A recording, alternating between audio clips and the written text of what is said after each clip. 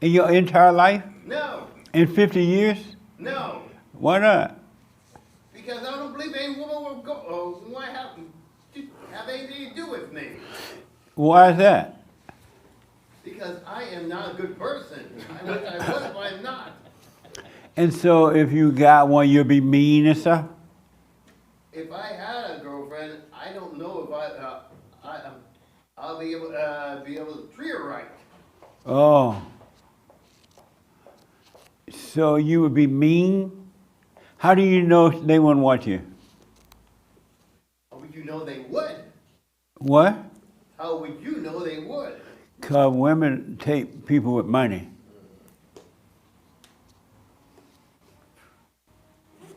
All you had to do is have money. Huh? And you have a lot of money, right? Well, I do have some. That's all they want is the money.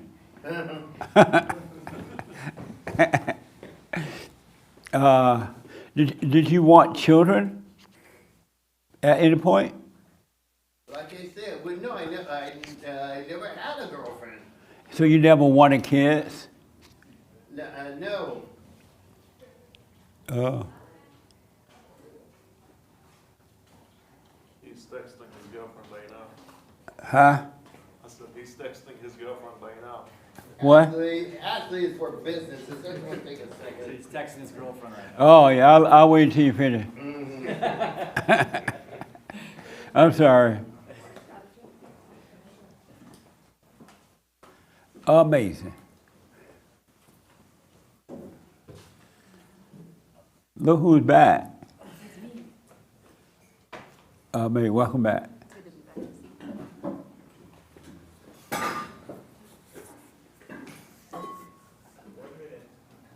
1 minute? Oh, okay. Maybe 90 seconds.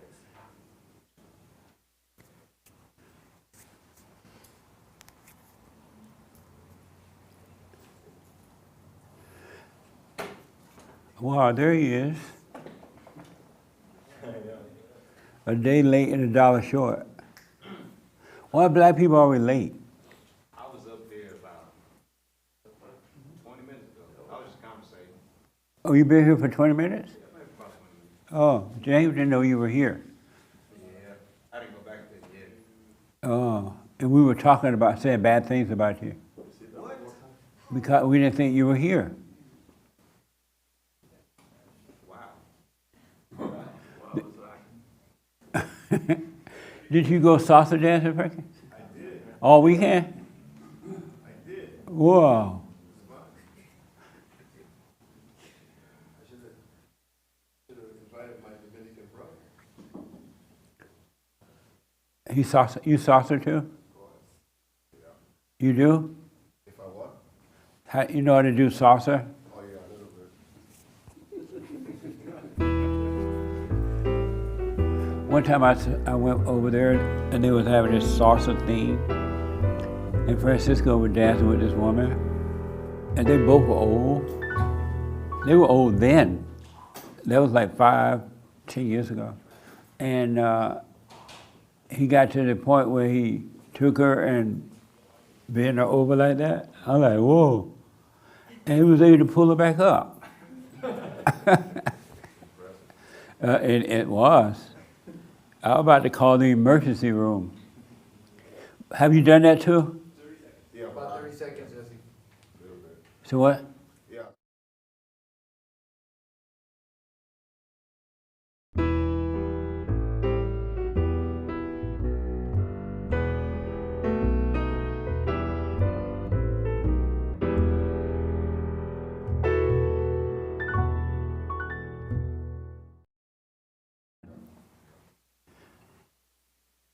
I could do it when nobody's looking. Like when I'm in the room by myself. Good morning. Welcome to Fellowship. I am Jesse Peterson. Thank you all so much for being with me. You can get involved by going to our chat line on the YouTube thing. And Hate will pass on your questions or comments to me, all right? Good morning, y'all. Good morning. How's everybody? Nice. Y'all look ready. So I'm sure somebody has a question or comment or had a life. Yes, Raymond. You know, I was reminded of what my sister was asked me a few months ago about whether or not would I like to see myself be represented in the media as a black person. At first, I didn't answer that because I didn't understand it, but now I begin to understand it, and I can say confidently, I do. It wouldn't matter whether I see myself on the television or any part of the media because it wouldn't do me any good as a person. To see yourself in. Yes, in television, for Represented. example, Yeah. because it's just fantasy. Yeah. I'm the reality, and besides, why do I as a person need to be validated on the screen? I know who and what I am. That's right. Yeah. Amazing. Nice. Right on, Raymond. I have decided that I want a new daddy, a new earthly father. I'm gonna take my father, throw him back, and I've decided I want a new daddy, and I know who I want to be my earthly daddy. Great White Hope. The Great White Hope, close.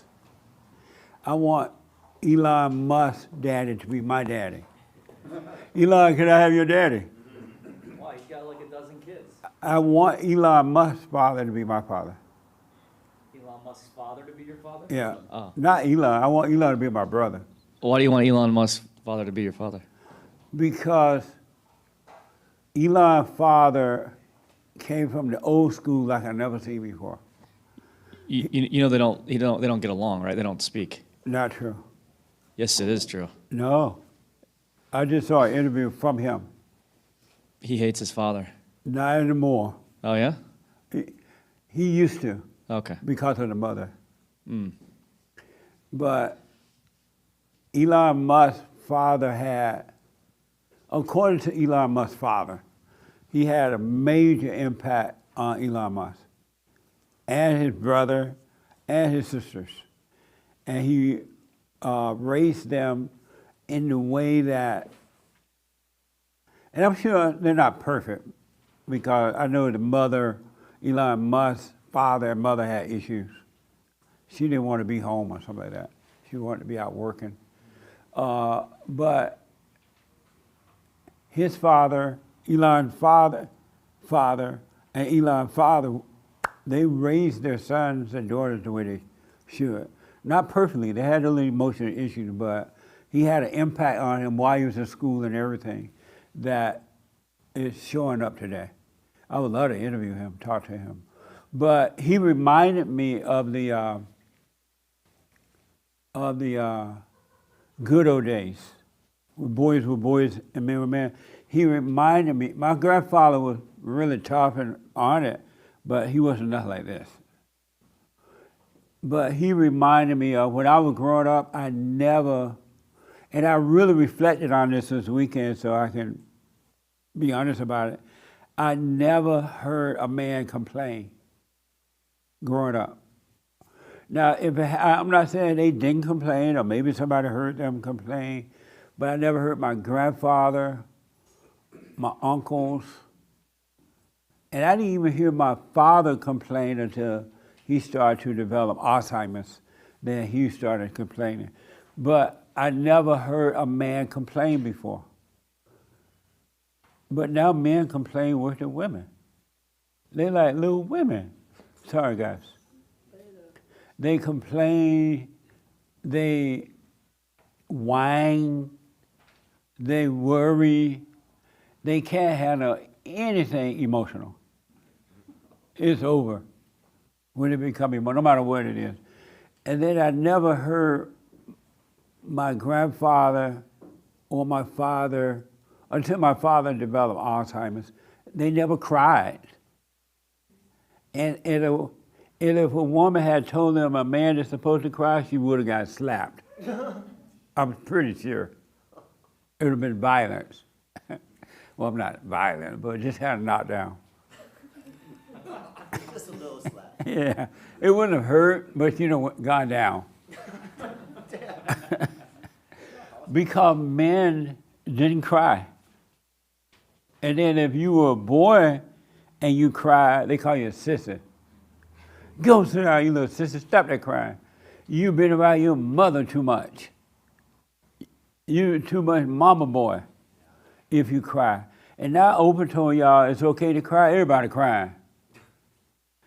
Oprah told y'all, the problem with men is that they are not allowed to cry. They are not allowed to be vulnerable. And now everybody cry. When I was growing up, and Elon Musk probably remind me of all this, but when I was growing up, a man never, ever, never, but never told a woman his problems. I don't know if he told anyone, but they never told women. So you never hear women going around gossiping about her husband or her boyfriend's issue because she didn't know them. So when women went around gossiping, it about other women or themselves. But a man never told his problem, probably to no one, but definitely to a woman, not to a woman. And what do men do now when they first meet the woman? They tell her all his problems. He tell her all his problems. I'm lonely. My first wife beat me. I used to be afraid. Now you're here, I'm safe. I ain't got no money. Can you help me? I literally never heard that growing up. And I hear it all the time now. Men tell the women their problems just like that. Before the woman can even tell her their problem, the man already told his or theirs. They go to a cafe before you can sit down and get water. You already tell the woman your problem. How many men ever told a woman their personal life, their personal problem? See? Look like a bell should go off and say you shouldn't do that.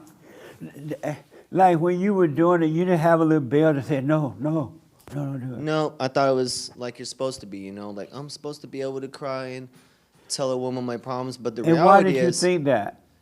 because society told me that. It's told me that I need to be able to cry and share my emotions with women, with my And what girl. made you believe it? Society and being taught So when that. they said it, you believed it. Yeah, everybody, and I thought, and you see it out there in the world, and that's happening. Like, well, I think that's what I'm supposed to be. Maybe not cry so much, but I'm gonna tell my girl my problems and whatnot. But my comment on that would be, any problem or weakness you tell your woman, guaranteed 100%, it's gonna get exploited. As soon as she gets But mad, yet she's you gonna tell talk it. about her friends. But when yet you tell when, it. when she breaks up with you. But she yet gonna- you tell it. Yeah, not anymore. No, that's why I'm single, Oh. bro. I'm single now. I'm freedom. I can Amazing. I can say what I want. I don't have a girlfriend. Why did you tell yours to a woman? say what I want. Sorry, ladies, don't judge him. She doesn't need to worry about it. It's my problems. But why did you tell her your problems? I never did. Oh, I thought you raised your hand. No. Oh, good. Yeah, you from Allah Ubad country. Yep. Right. No, you didn't do it over We there. tell them to get in the kitchen. That's right. Why did you tell a woman your problem?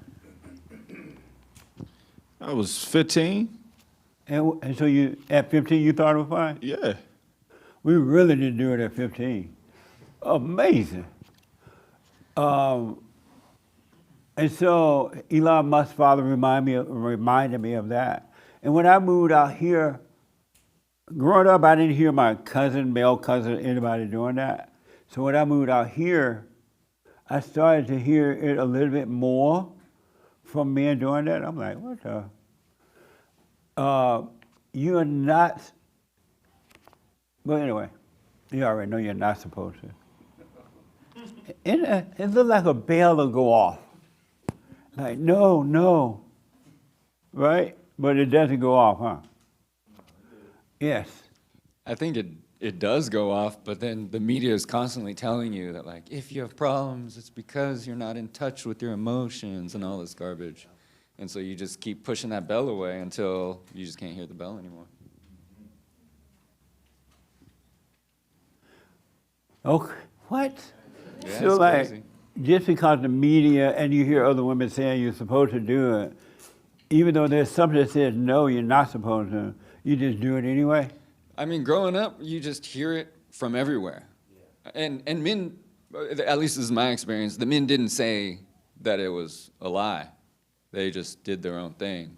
And then everybody else, I guess the women in the media, are constantly squawking at you and telling you that you're supposed to be more emotional, and that makes you a But when more you're complete telling a person. woman your problem and you see that she starts to hate you, she hates your weakness, why do you still tell her? I think maybe I was just too dumb to notice. You or to never figure it out. noticed that, oh, this woman is hating me more. She know I'm pitiful. She know I need help, and she's hating me more. You didn't notice that? I guess not. Yeah. Oh. Women, when I was growing up, they used to be more honest about it. They would tell a guy, I don't want to hear your problem. They would say it. They didn't want to hear it. But now they want to hear it so they can judge you. Yep. Evidence against you. Amazing. Yes, ma'am. So, what's the difference between a man telling you his problems and discussing issues? Like issues about what she wants to cook or what kind Do of you mean issues? just like a man just like whining? Huh? Or do you mean just like a man whining and Do I mean- complaining? Is that what you mean by telling problems? No, his personal stuff. Oh, like, let's say a man go out and cheat, right? Oh no, here we go. And the first thing he gonna do when he get home is tell his wife he cheated. So do you suggest in him not communicating that he did? I tell him, never tell a woman you cheated. Because that's right. Huh? That ain't right. I'm sorry? That ain't right. I love that. You said that's not right? That isn't right. That's not right. No. How many people agree with that? She said it's not right that he shouldn't tell his wife he cheated. Oh, no, I don't. You don't agree with that? Do you agree with that? I'm sorry? The ladies don't agree. Do you agree with that? Oh, right here. Nick. This is deep. I like the fact what you said. Yes. Stand by mama. Thank you. I think he should be honest in the moment if he feels like he needs to get that off his chest. But at the same time, I see it from the perspective of a woman pressuring him into saying things all the time. So I wouldn't want a man, if I was looking at the situation, to just tell her everything. So it's hard. It's like I see it from the perspective of control. So you're saying that he should only tell it if he feel pressured or feel bad about it? If he feels called to. But if he doesn't feel Look- anything, don't tell it. She's looking at me right now like. But if he doesn't feel anything, don't tell it. I guess so, yeah. Let's say he's not feeling bad about it, he's not feeling guilty, It depends on what is considered cheating. messing around. Yeah. Hang on a minute. Take it all the way home. But I would That kind I of would, cheating. I would speak up about it. And I don't like cheating. I don't respect cheating, so would you want your husband to tell you or not tell you? I would want him to tell me. And why? But I can't control if he doesn't. Right. Right. But why would you want him to tell you? Because I would want good communication within our relationship. To go sour?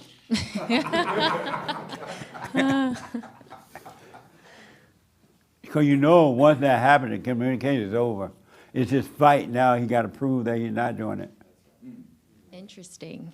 I've never heard this at all. This is a very interesting conversation. Right on. Yeah. I'll I'm need glad- to sit on it. Right on. And I want I'm you glad to- you're hearing it now. Yeah, I want you to speak a little bit on it I and will. share why you believe that. Okay. Yes, ma'am. I mean, if I'm being honest, like, I don't want my man dipping and diving and me not knowing about it. When no one said anyone, and not knowing about it, Yeah, like, if you're but going to you do want him that, dipping then and that's dodging it. and know about it? I wouldn't accept either. No, thank you. No, thank me what? No, like I don't want that. So you don't want to know about it? No, I don't. If I knew about it, now it's one thing if that person hides it, right? I don't have any knowledge on it, right? But he's right here. So if Anthony decided to do that, then that would be it. Like, no, thank you. I don't want. But if you have no knowledge about it, it wouldn't be it. The marriage would be fine, right?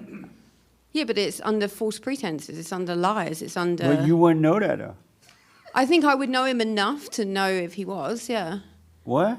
I think I would. You learn over 20 years. You learn people's behaviors. You learn patterns of different things. I feel like if you want to go do that, that's whatever you want to go do. But go do that outside of me. But as long as you don't know about it. I'm confused to why you keep going back to knowing about it. If you didn't know about it, the marriage would still work. Yeah, but it's not really working though, is it? Because it's not based on truth. It's based on a lie. What's the lie? He still loves you. He's feeding you. So do You the pay same your rules apply rent. to me? What? Can I go dipping and diving and not tell him? Now look, you're taking this too far now.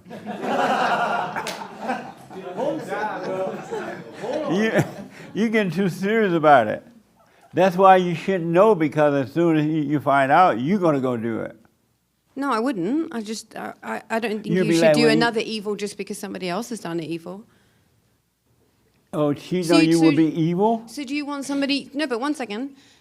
But then somebody's with you under false pretenses, right? Because he knows that if I knew that, then do you know what I mean? Like, I'll pack your bags. I'll help you pack your bags. Would you throw them out of the window? The clothes? Yeah, probably off the top floor. No, I'm just joking. I'm Yeah, I I'm got- saying yeah. like I feel like it's under a lie. Your marriage is under a lie. If it's not honest and it's not real, then like what are we doing? What's the point? Oh, okay. I want to expand on that a little bit more, but I want to hear from a few more people about it. Why wouldn't you want to know? Well, this is one of those topics that has always caused my friends and family to kind of look at me sideways. But I don't care. It's none of my business. I would rather not know, because how is that going to change anything? And what is the point of my knowing? Yeah. I'm my own person. The guy I'm with is his own person. I don't own anyone, not even my husband. But that's how you see things clearer now. Prior to waking up, would you have felt that way about it? I've always felt that way. Oh, yeah? Oh, nice. I've always felt that way, yeah. I'm my own person. I'm independent, not like so independent that I think women can do anything. That's not the type of Right. independence I'm talking about. I mean the type of independence where I know that I'm separate. I'm not one with anyone. I can't control anyone's actions. So if a guy is going to do that, if he has the proclivity to do that, I don't think it's a deal breaker. I think that that's something that I don't need to know about, and I'm happy with that. Okay. Amazing. Yes, sir. I actually was having this conversation last night with a couple of ladies. And they don't. There is a double standard, I believe, that with men and women, that is right. That is kind of right. It's like men. There's a little more. I don't know how to explain it. I guess it's if you're taking care of a woman, paying for everything, providing and protecting, it's a little different. You cheating versus her going out and then cheating. So there is a double standard there. How is that a double standard? Well, they think women seem to think that if you can do it, she can do it. No. That's what women seem to think. They can't. I know. But how is that a double standard? They can't do it if a man is doing it. I'm just saying that's in our society right now. That's what women believe, that if They you can believe do it's a double yeah, if standard. you I could got do you. it, she can do it. Oh, okay. And there's no difference between you cheating and her cheating. It's the same thing. Even though if you've set her up for life, taken care of her, all this stuff. So Okay. and they seem to pretend like there's no difference. Like there's no difference between a woman's and men emotionally with sex, or anything like that. It's just the same. It's wrong. Oh, I see. And not only that, but as we see, willing to throw away the family, throw away the kids, break it all down if you happen to go, have sex with another woman and not even care about her at all. Okay, So, interesting. Yeah. And did the ladies last night, did they agree with you or disagree? They totally, I'm starting to see that this is not a very common way of thinking in the world today. It's not, I like to put it out there anyways because I like to see how people react to it. But no, they were good sports about it. Fadi and I went on a double date with these girls, and they were good sports about it, but they were not having it. And they were basically 40 years old and single and didn't understand why. 40? Yeah, didn't understand why. You went out with a 40-year-old? I'm 40. I'm playing. She was 38. I'm just joking.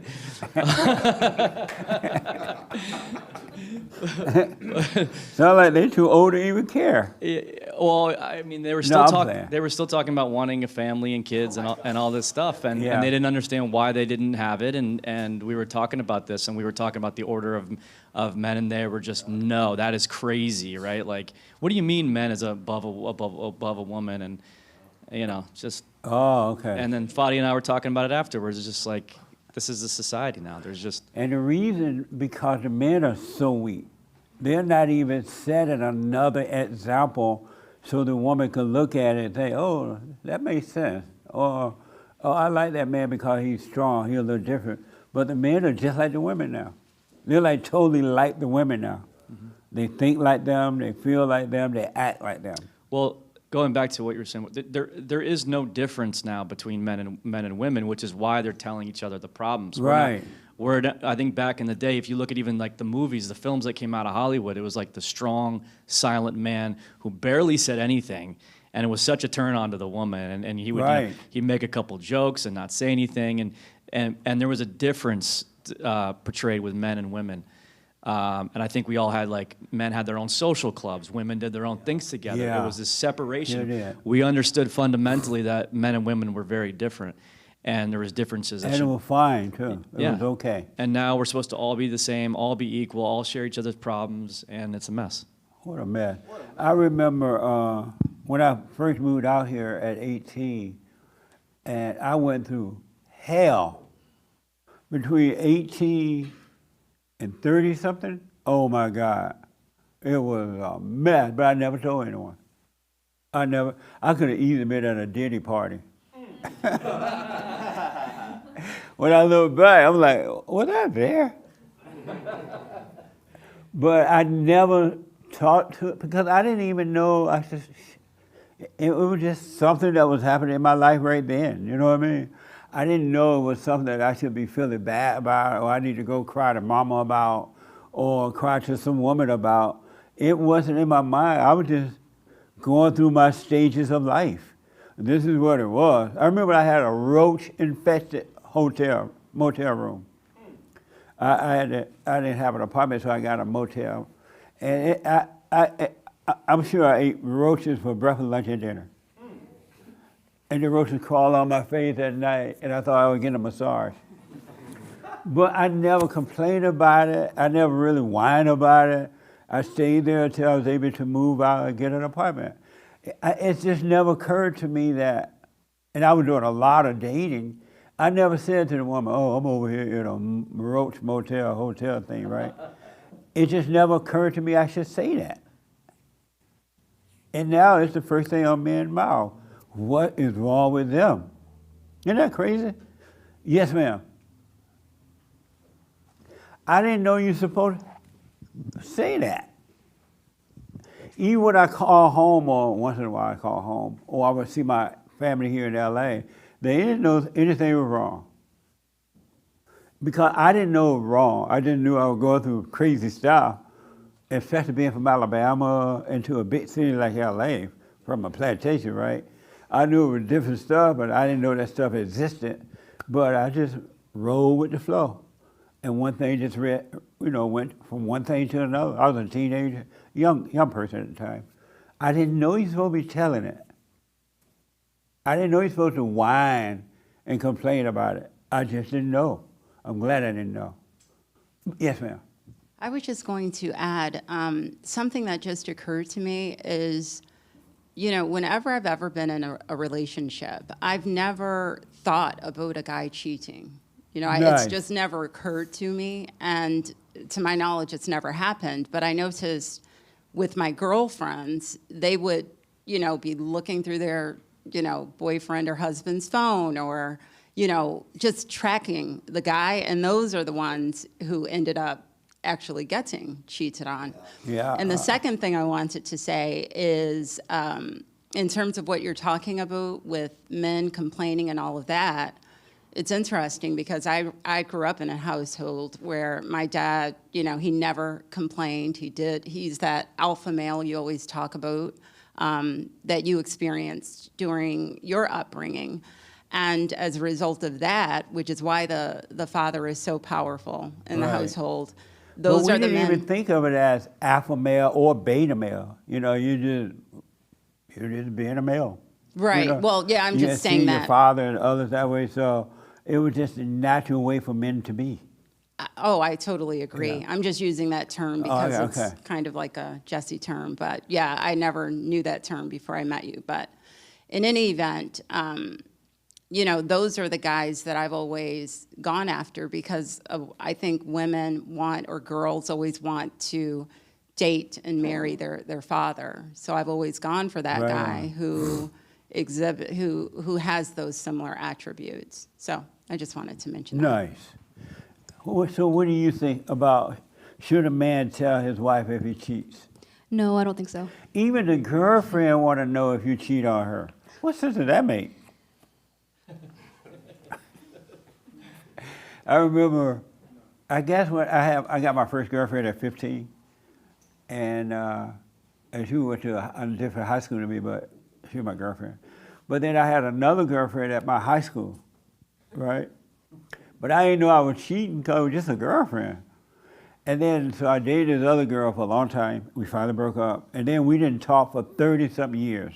Because I moved out here, she went her way. She got married, everything. And so I finally got a chance to speak to her on the phone. Do you know the first thing she said to me? After 30 to 40 years of being in high school, I remember you cheated on me. I'm like, what? We were in high school and she said she remembered me cheating. 30 years later, I'm like, that ain't cheating. How do you remember something like that? It was just a girlfriend. A girlfriend doesn't obligate you, right? It's not a marriage. Same thing you did. Yeah. A girlfriend don't obligate you guys. Oh, yeah. They think differently. They think it. But then let her think crazy, but don't you think crazy with her. But anyway, we'll get, yeah, I know. Hold on to that. Don't forget your thought, though. Okay. That's ownership. We're not, when you're dating, you're not even sure if this is the person you want to be with. So how are you going to settle with one girl?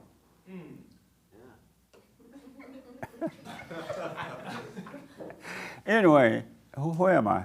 Right here. No, I don't really think about it, and it doesn't concern me. But I think the main reason why I don't think men should tell the women is because somebody mentioned it earlier, something about, well, he might want to get it off of his chest. And I think some men maybe might be doing it for like an absolvement of guilt, when that has nothing to do with her. Like it has nothing to do with a woman, and he can't go to the woman in hopes that she can absolve his guilt for him. Right. That's something between Very God good point. and the man, and she can't do anything with those feelings anyway. I don't think nothing good anyway, and so the way that I kind of see it too, to tie it in with the whole should men cry and should men tell women their problems. Women, I think, they're meant to be like quiet and strong, and if a man goes to the woman and starts telling her these things, they don't know what to do with that. They have no idea what to do with that, and I don't think. Can you see a man coming home and talking about how rough his day was? Yeah. And he hated the lady over there in the office, and the man down there in the other office yelled at him. Right. And the wife gonna be like, what the? Yeah. What am I supposed to do with all this? Why are you telling me this? Yeah, that's and how nothing I can do about it. Because I've seen people in my life who don't normally cry too. You know, they're normally quiet. And my father's an example. He doesn't really show much emotion or do any of that stuff. But every once in a while, usually on Christmas or Thanksgiving, some stuff will come out, and Right. he might shed a tear or two, and I look at it and I just think to myself, like, I shouldn't be seeing this. What can I do with this That's information, right. with this stuff? So it's just nothing but confusing for the women, I think, and it doesn't help them in any way. So if your man ever cry, you get up and leave. Yeah. Pack, move out, last day notice. Yeah. No, I'm crying. I'm playing. Okay. Yes, ma'am. So, just for some clarity, like, I understand as regards to like the man sharing problems and crying and being too feminine, I totally agree. All right. For me, I feel like there needs to be some type of balance for myself as regards to like thought process on the cheating thing. I feel like if you want to cheat, go do whatever you want, but like, I feel like you should do it outside. If you don't want to be with the person that you're with and you want to, You won't be there. He'll Huh? be out at her house. then go do that by yourself. Like, then Right. separate and then go do whatever you want to do. He will. He'll go over there, visit her, do the cheat, and then he come back home. It'll be separate. Yeah, but if you're dipping and diving like that, you don't know what you're bringing back. Like, I don't want all of that. No, thank you. Bring back a happy smile. No, I'm playing. I'm just joking. God, he's tired of fighting with the wife. Now he feel good. No, I'm playing. I'll come back. I got something else about it, so I'm going to come back to you with it. What did you say? I have a follow-up for it, and I'm going to come back. Hey, had his hand.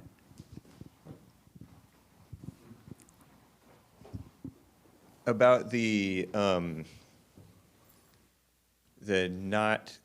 sharing your problems and talking to women about your problems and all that stuff, that is encouraged even like in not just by society but by like the Christian culture. Yeah. Confessing your sins and looking to people, older women and all that stuff for advice and all that stuff. It's just pushed like that. It's not just the world. It's not just worldly stuff. And you're right, it is pushed by the churches and Christian counselors and all that. But what is it about that man that fall for it and tell it? I mean, it's pushed on, children are doing it, like young. Oh, they teach you young to be that way. Yeah. Oh, I see. So you grew up with that mentality. Mm-hmm. And that bell that rings that says, no, don't do it, you mistake it for just, oh, that's just my false pride. I have to overcome my false pride and confess my sins and all that stuff. Oh. And so you think that that's what you do, the harder thing, because it's hard to, it is like hard to talk to a woman about that stuff. But you do it because you think that it's the harder thing to do. Because it feels, there's something inside you that squirms and don't do it. Right. But then you do it because you think that that's what you're supposed to overcome. But at the time, is he thinking that she can do something about it? Or it just feel good to be telling mama?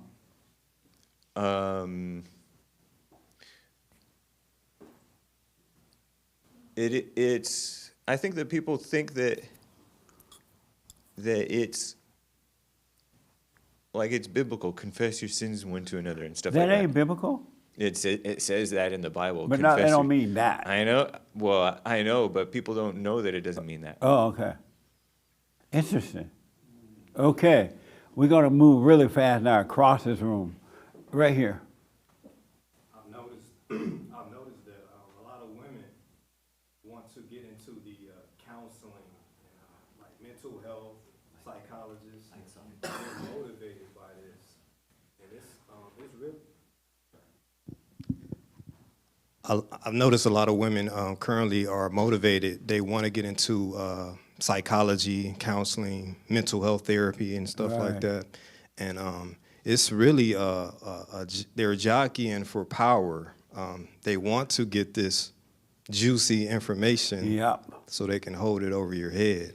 100%. And also, it gives them opportunity to not look at themselves and look at you and say, you're a bad guy. So it's very much encouraged. And the men, like you say a lot, the men are looking at the women as their gods. So they I are can confessing never- their sins. I can't even imagine being, if I needed counseling, going to a woman counselor and telling her all my problem in that room. I'd be embarrassed to leave that room. I don't know how you do, and a lot of men see women counselors. That's mind-blowing to me. It's not as Right. And they never tell them the truth about the problem. it's not as many men in those fields. I mean, just the fields nowadays. Oh. Women are really going into these fields. So Amazing. Wow, everybody want to comment on this. Okay, a few more comments, because I want to move this forward.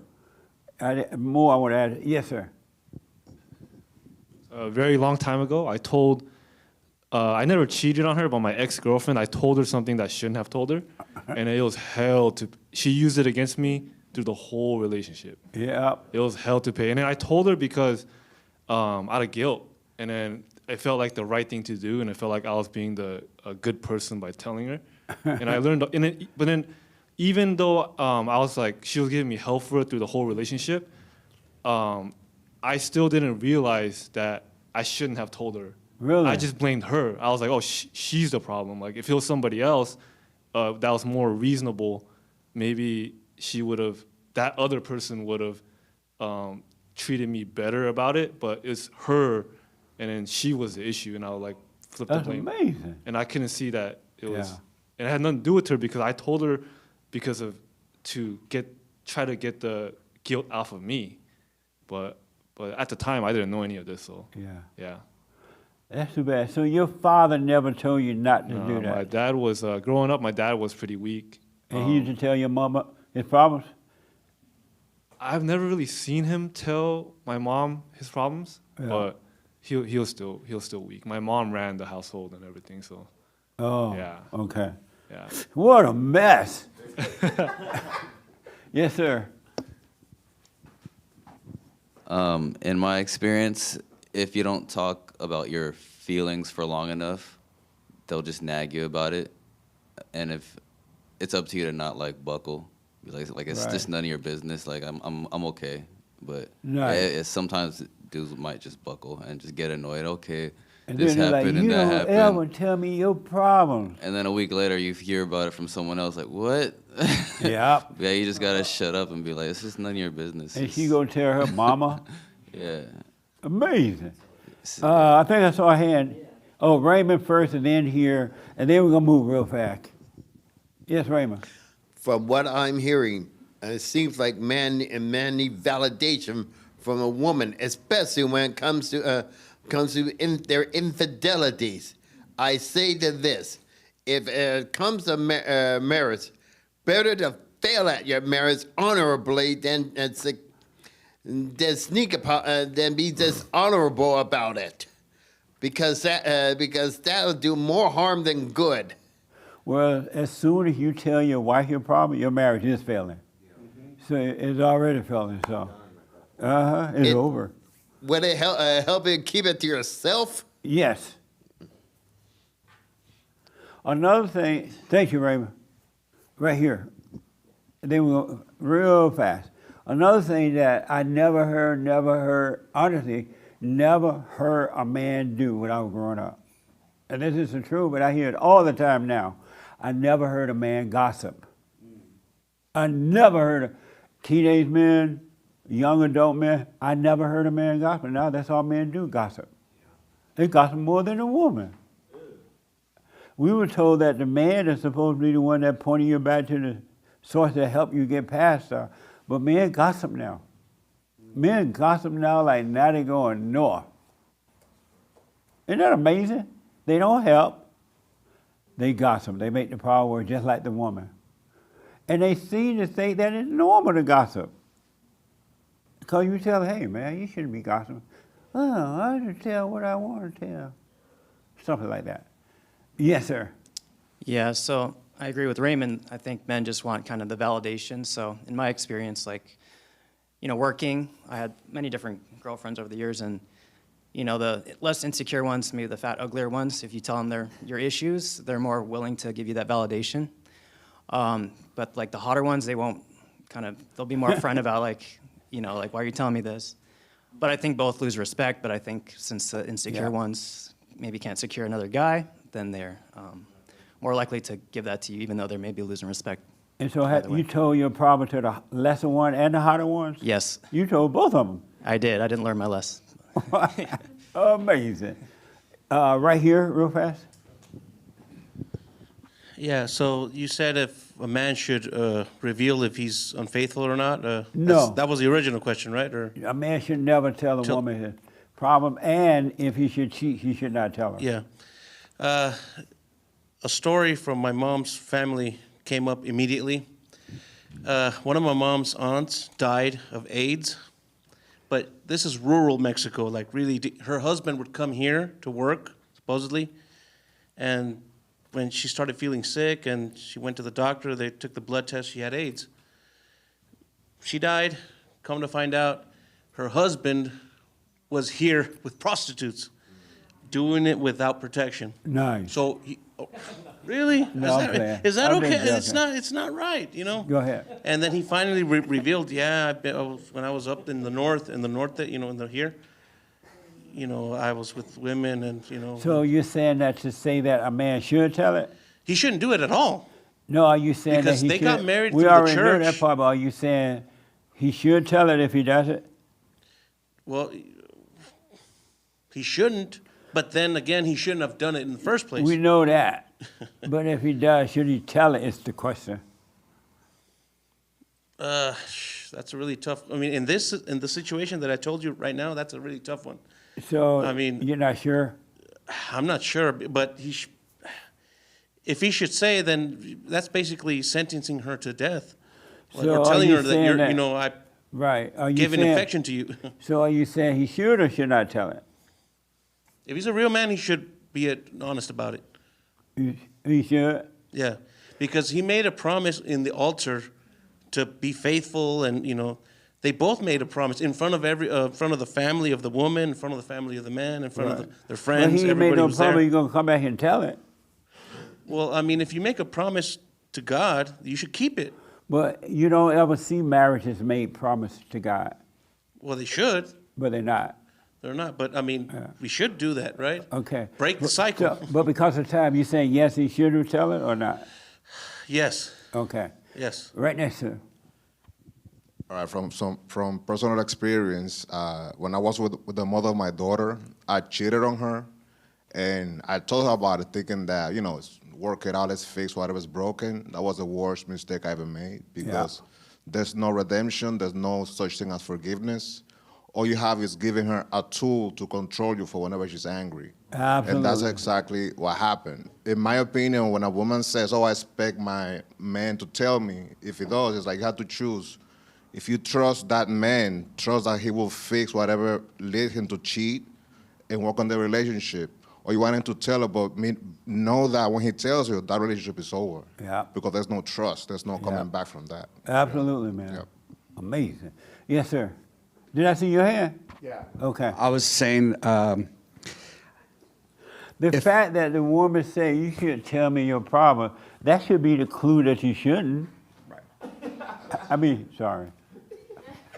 That's Right? right. That's right. She's saying that. You're not saying that. That should be your clue. I ain't going to be telling this one. But go ahead. Right. Any man who wants to tell his business to his woman doesn't love her, just simply does not love her. And any woman who wants to know her husband's business doesn't love him at all. Okay. Amazing. The reason that a man should not cheat, he should not be doing it, right? If you're married, don't cheat. But if you do, don't do it. But if you do, don't tell it, and then just stop cheating. Just realize, you know what, I was wrong what I've done. What made me do that? And stop doing it. And you will have a marriage that will last until death do you part. Huh? How's it a lie? You don't even know about it. He stopped doing it. Because then I'm with the person under false let me just say pretenses. this. First of all, you know nothing about it. He stopped doing it. You know nothing about it. You got a marriage that will last because he's not going to do it anymore. He realized he was wrong. He should have done it. So now you got a marriage that's going to last. You don't have to bring it up. You don't have to be worried if he's going to do it again. You don't have, he doesn't have to try to prove anything. It's like with anything else, when we work on ourselves, you realize you were wrong, don't do it anymore. Go ahead. I disagree. I'm sorry. I agree with like 99.9% of what you say, but this, I feel like you're having a relationship under. I should be given the choice, right? He's an individual, I'm an individual. If I choose to do that, that's on me, and then there's consequences for that, right? If he decides to do that, then I should be given the choice to what I want to do next or what he wants to do next. It shouldn't be like, oh, just hush, hush, don't say nothing, because then the relationship is moving forward under false pretenses. No, it's not. It's all a lie. How's that false? He realized he was wrong. He let it go. How's it false? And Because what he's not good told would me it about do it. If he's you? dipping and diving, I don't want that dipping and diving. What good would Thank it you. do? No, No. he shouldn't be doing it. Yes, but but in if life, he is- everybody's overcoming a fallen state, so you're going to end up in some situation, right? But he shouldn't be doing it. And so if he realized he should not have done that and stopped doing it, what good would it do you to know that? I see your perspective. And what's I my don't perspective? agree. Your perspective is, you know, if you're married, you shouldn't cheat, right? But if you do, and it's something that you're dealing with and you're trying to overcome, then just don't talk about it and don't do it again, and then just continue moving forward. Right. For me, I have an issue with that. I don't agree with that And, statement. and at why all. is that? Because I feel like you should be open and honest. Now, he doesn't tell me his He's being problems. open and honest with himself. He realized he was wrong. Yeah, but he's not in a relationship with himself. He's in a relationship with me. No, he's in a relationship, as this young lady was saying, he's in a relationship with himself, not with you. Yes, but if we are married, right, Right. there are certain things that come along with that marriage. But he's still not in a relationship with you. I And understand you're what you're saying. not I in a understand what you're relationship saying. with him. I understand, And that's but we why are the two problem is people there, because choosing- the husband thinks he owned the wife and the wife thinks she owned the husband, Mhm. and that's where the problem Yeah, comes but in. what I mean by that is, I understand what you're saying. So what I mean by that is we are two separate individuals who are choosing to be together, who are choosing to be married, right? Right. I don't think it's me personally. I do not think it's right that if he's dealing with an issue, I understand. But if you're going to go to that extent where you could possibly be bringing something back to me, I should have a choice, in my opinion, of what. Because there's things like, for example, like what he just said about the AIDS and different diseases and things. I should have a choice to know whether I want to deal with that or not. That doesn't make sense to me. How does that not make sense? Because Come on. venereal diseases have always been around. I give up. Let's just leave it. And- I agree to disagree. Let's just leave it at that. But when I was growing up, they had something called syphilis. What? Yeah, remember that disease? And if the man caught it, he just had to go to the doctor and get some medicine and start working on himself. But he still didn't have to go home and tell his wife he cheated. But that's dirty and disgusting. If you're going to go do that, go be single. Go do that outside of me. Well, I'm not saying you should do it. You Yeah, understand? but if that? you go, oops, sorry, and now I'm landed with whatever, right? You're like, honey, I'm sorry, you gotta go to the doctor. Yeah, no, thank you. No, that's just me personally. No, thanks. But don't worry, Anthony's not gonna cheat. Because I'm sure the devil telling you right now, oh my No, God. no, these are things that I've thought about for a long time. You know? Huh? I don't have any. I'm not worried about it. Like, because at the end of the day, I don't control him. So if But he now you're decides to gonna go be do looking that, at him, no, I don't. and the devil gonna say, look, he been out cheat at one of those weddings. No, I don't. Listen to his Don't believe it, okay? I won't. All right. All right. Yes, hate. Okay. Let me tell you, hate, Jesse, hate. And then right here, then I gotta move this thing forward. When you tell somebody anything, you end up complicating your mind. Like you Absolutely. start plaguing your mind with thoughts and like a false outside pressure not to do it again. And you're more likely to do it again or to go out of control talking about. Just That like you is- shouldn't talk about when you want to do something, Yeah. you shouldn't talk about when you have done something or don't want to do something. That is so powerful, I don't know what to do with it. When you don't tell it, you're less likely to do it again. Because you're staying with what is right. But the moment you think about telling or you clog your mind, now you got all kind of confusion and you just make the situation worse. You really do. You trust the thought more than you trust what's right. That's such a good point. Amazing point. Another thing that I want to add to this is that it's amazing to me that, well, I don't want to stress it so hard, I want to see hands first. How many men believe that you need another person to lead you? Only one honest man? How old are you now? 36. And you still need another person to lead. My father. You need He's still alive. He's my leader. And you need him to lead you. He raised me. No, I don't need him, but it's good to have him around. Right, but you still need a leader. As an adult, no, but if my dad's still around, he's Are still you my an boss. adult now? Yes, I am. And so your father is still your boss. I follow his advice. Did you say yes and he is my boss? Yes. Oh, Well, okay. yeah, he's literally and figuratively, yeah. All right. Amazing. And don't be afraid, guys. Well, don't raise your hand. I understand. Nick, you had a question or something, right? Comment, but it was already talked about. And the reason I asked this, I did an interview this week, and I've heard this a lot over the years. And it was with a young man that, nice guy, so it's not personal. And he said that he's 35 years old, 30-something. And he said Louis Farrakhan is, because I asked him, well, why do you need a leader? Why do you need a leader? And then somehow another conversation came up about leaders. And then and he said he still needed one, Louis Farrakhan, right? And I'm like, you need a leader at 30? He's 32, I think, somewhere in the 30s. And I said, you still need a leader at that age? And you about to get married? And you want to start a family? Why do you need a leader? He's like, yeah, he needs Louis Farrakhan to lead him. And I know most men today still need leaders. That blows my mind. I don't even know what to do with that. I don't know that mindset. Now, when we get together with fellowship like this, I'm learning. Or if I'm listening to a speaker, and the speaker making sense or no sense, I'm learning from that person. I'm watching and I'm learning. But in my mind, I don't see that person as my leader.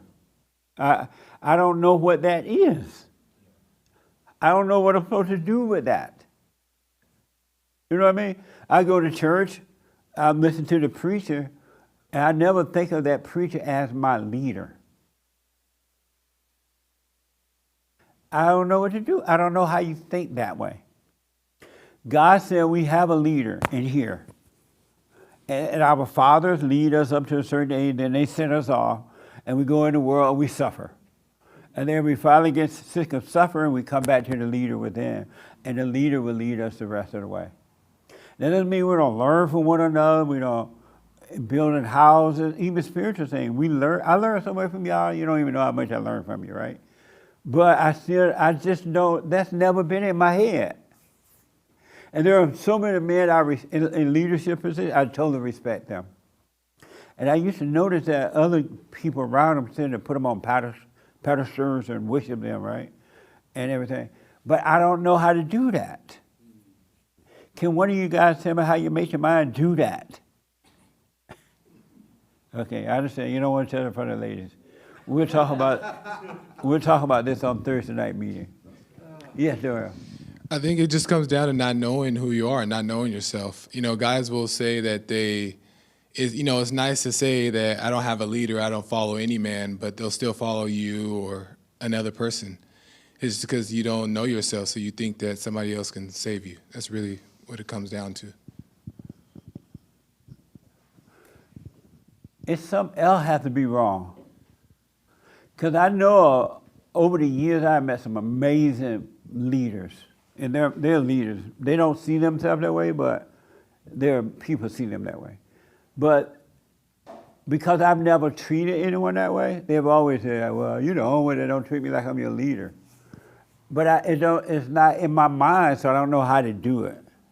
My granddad would beat me back to Alabama right now if I told him I had a leader. Or I act like I had one. Or I thought I had one. He would beat me. He doesn't even want to be my leader now. Like he was saying that his father should be his leader now. That doesn't mean he don't get advice from his father. I get advice from all you. I listen. I need some advice. I ask. But I'm thinking that you just have a talent or something that I know that you know that I don't know. So we're going to work together in the same way. But I'm not thinking of you as my leader. I don't know where that live on the mind. Where's the home for that? Yes, sir. Have you noticed that some men seem to have it more so these days, but some don't need a leader? Have you noticed that? No. Some men don't need a leader. It's hard to find. And this is what I figured. I had a man call my show this week. Nice guy. And we were talking about a woman running for president on the show. And he said something like, and I don't have an exact word, he said something like, well, the men have messed everything up, so you might as well let a woman lead. I'm like, that doesn't make sense to me. If one man messed up, so now you're going to go find a woman to lead because one man messed up? Why not make the situation right rather than making it worse by adding trouble to it, making it worse? You're supposed to be overcoming, not getting worse.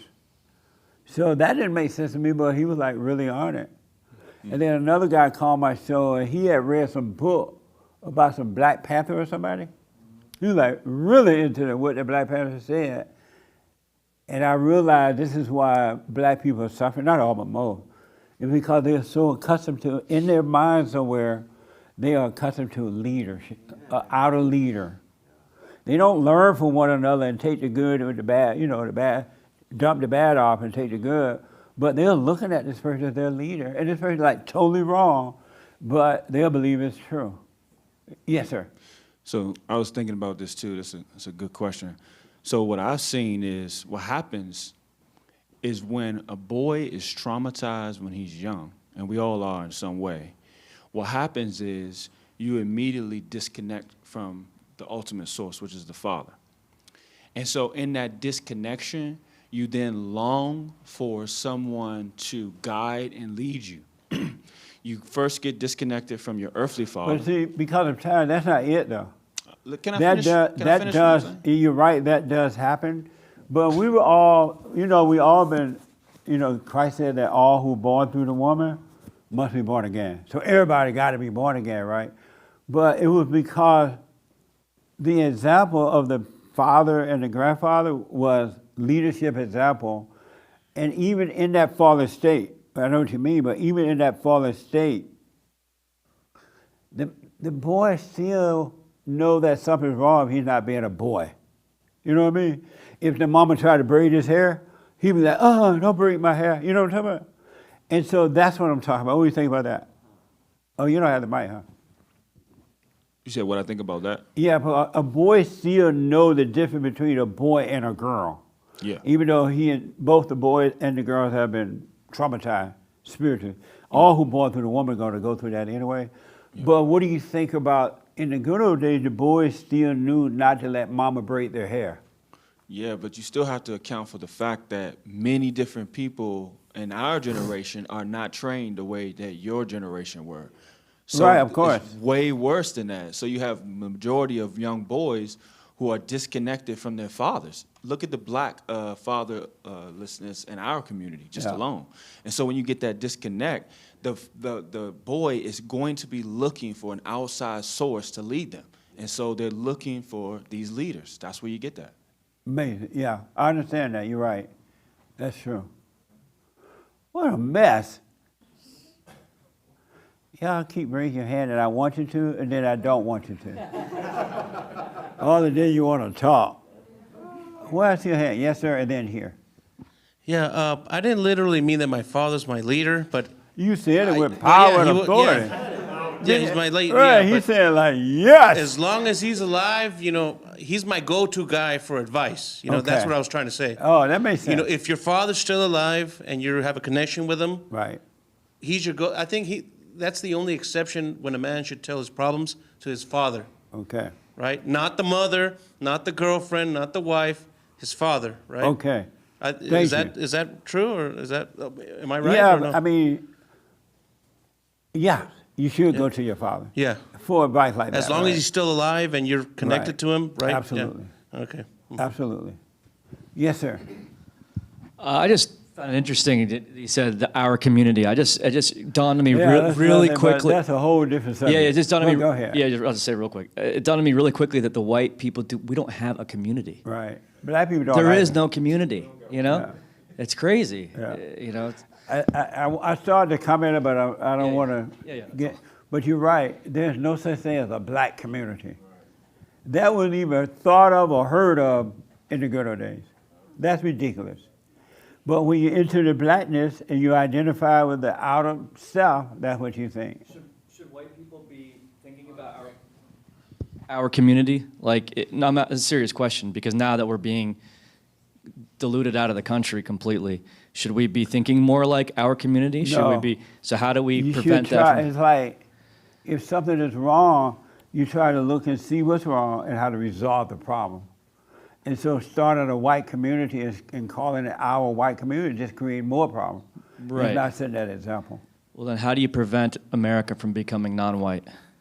Non-white, Yeah, make some white babies. but as they let in millions of non-white people. Well, that's a different story. Okay.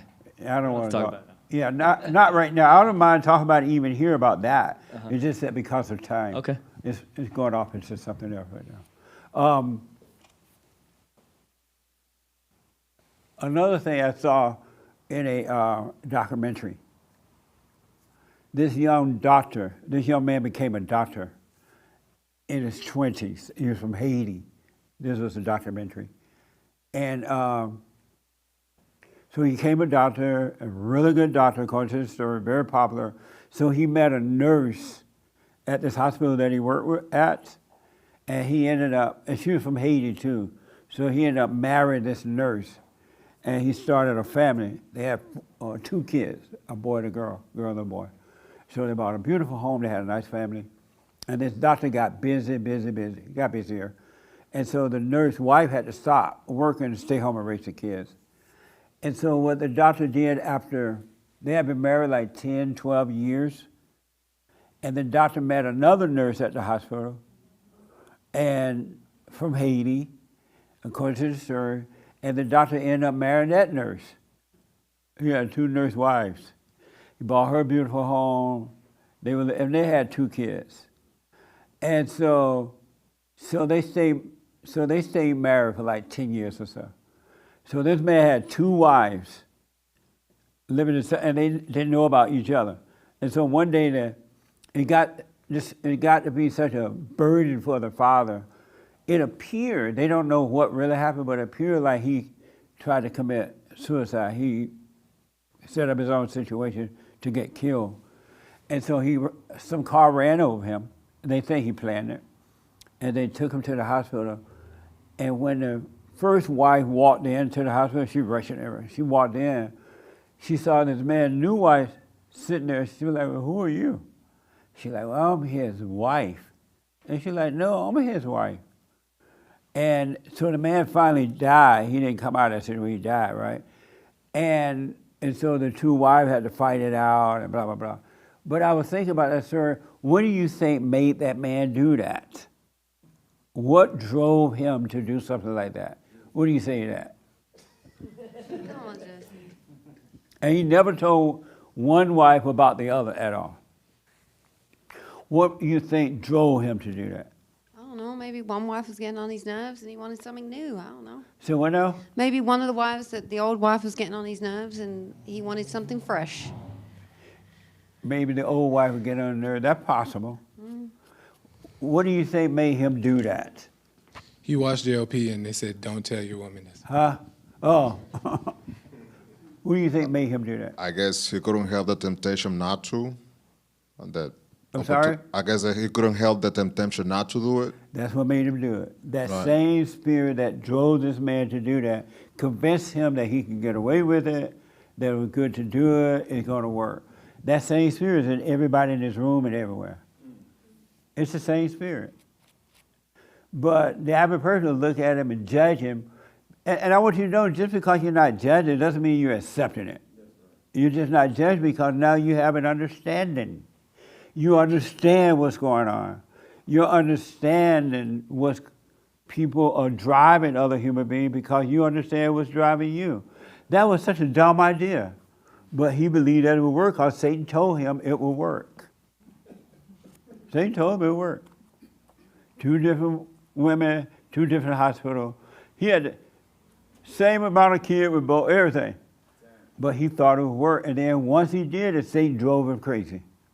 Oh, you're going to get caught. You're this, you're that. And then Satan said, kill yourself. I want you to be aware of that because that's what's driving every human being. So when a man cheats on his wife, don't do it, men.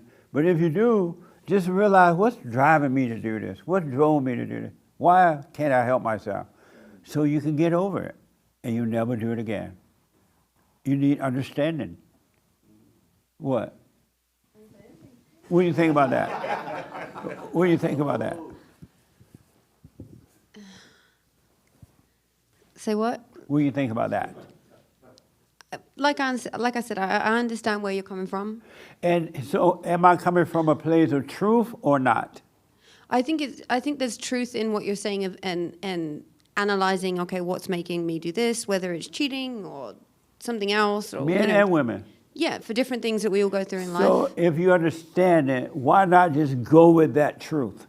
Why would you lean on to what the imagination is telling you? It's not the imagination. I feel like there is consequences for the choices that we make, and when you're affecting somebody else, I just feel like there should be honesty so that person can choose. If you don't know about it, you're not being affected. To me, that's a lie. I don't want to live a lie. You said that's a lie? To me, yeah. But whose lie is it? Your lie or his lie? It's his lie. So why are you concerned about...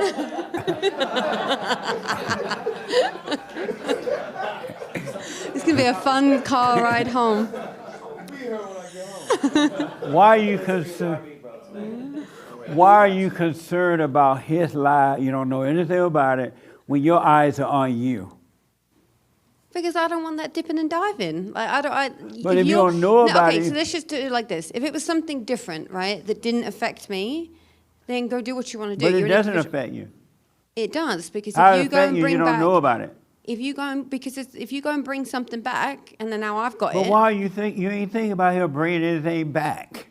I don't know the person that he's just rolled with. I don't know But you're who not that even person... thinking about that, right? You're not thinking about him cheating or anything, right? No, I've never really thought about it. That's never been an issue for us. But Right, I'm just saying that it affects me in the way that if whoever he is rolling or deciding to roll with, I don't know where that person's been and what they've got that you're now bringing back to me, and I'm none the wiser. To me, that's not cool. That shouldn't even be a part of your thinking, though. Well, months later, when I got something going on, and I'm like, oh, what's happening? Where'd But this you come ain't from? got nothing going on. But if I did. But don't do it if. But then you're living in your imagination. I feel like you're to me, that just doesn't make sense. Not to do it if. I see what you're saying. I do understand where you're coming from, that you're individuals. But why not go with the understanding that, wow, this makes sense? Why not, once you see the truth, as opposed to the lie that you've had in your mind all the time, now you finally see it, why not ride with that? I just don't agree. I feel like if I'm just using him as an example because we are married, Right, right? right. If he turned around to me next year or tomorrow and said, by the way, back when we were married we've been together nearly 20 years, if he said to me back on our second year of being married, I cheated on you, I would personally feel like for the last 18 years that it's been a lie, because I've not had a choice to be able to decide for myself whether I want to deal with that or not. That's such an interesting statement. So what? Right here. Uh-huh. Somebody got it. I don't agree with that. What? I agree with everything that she said before about living in truth and being honest, but I don't believe that their marriage has been a lie. Right. But it is a I don't lie. think it cancels out everything. But it is a lie, though, What because about he's the held something for 18 years that I'm none the wiser. And if I did the same, he'd have a major problem with it. But you don't know that. Oh, I do know that. You do know? How do you know? Because I just... don't tell your personal business. No, I'm not telling personal business. I'm just saying that I just disagree. Let's just Right. leave it at that. Right here. So did you have more to say about that? No. Yeah, you're right. You're absolutely right. Right here. What do you think about all this? That the marriage has been a lie and blah, blah, blah.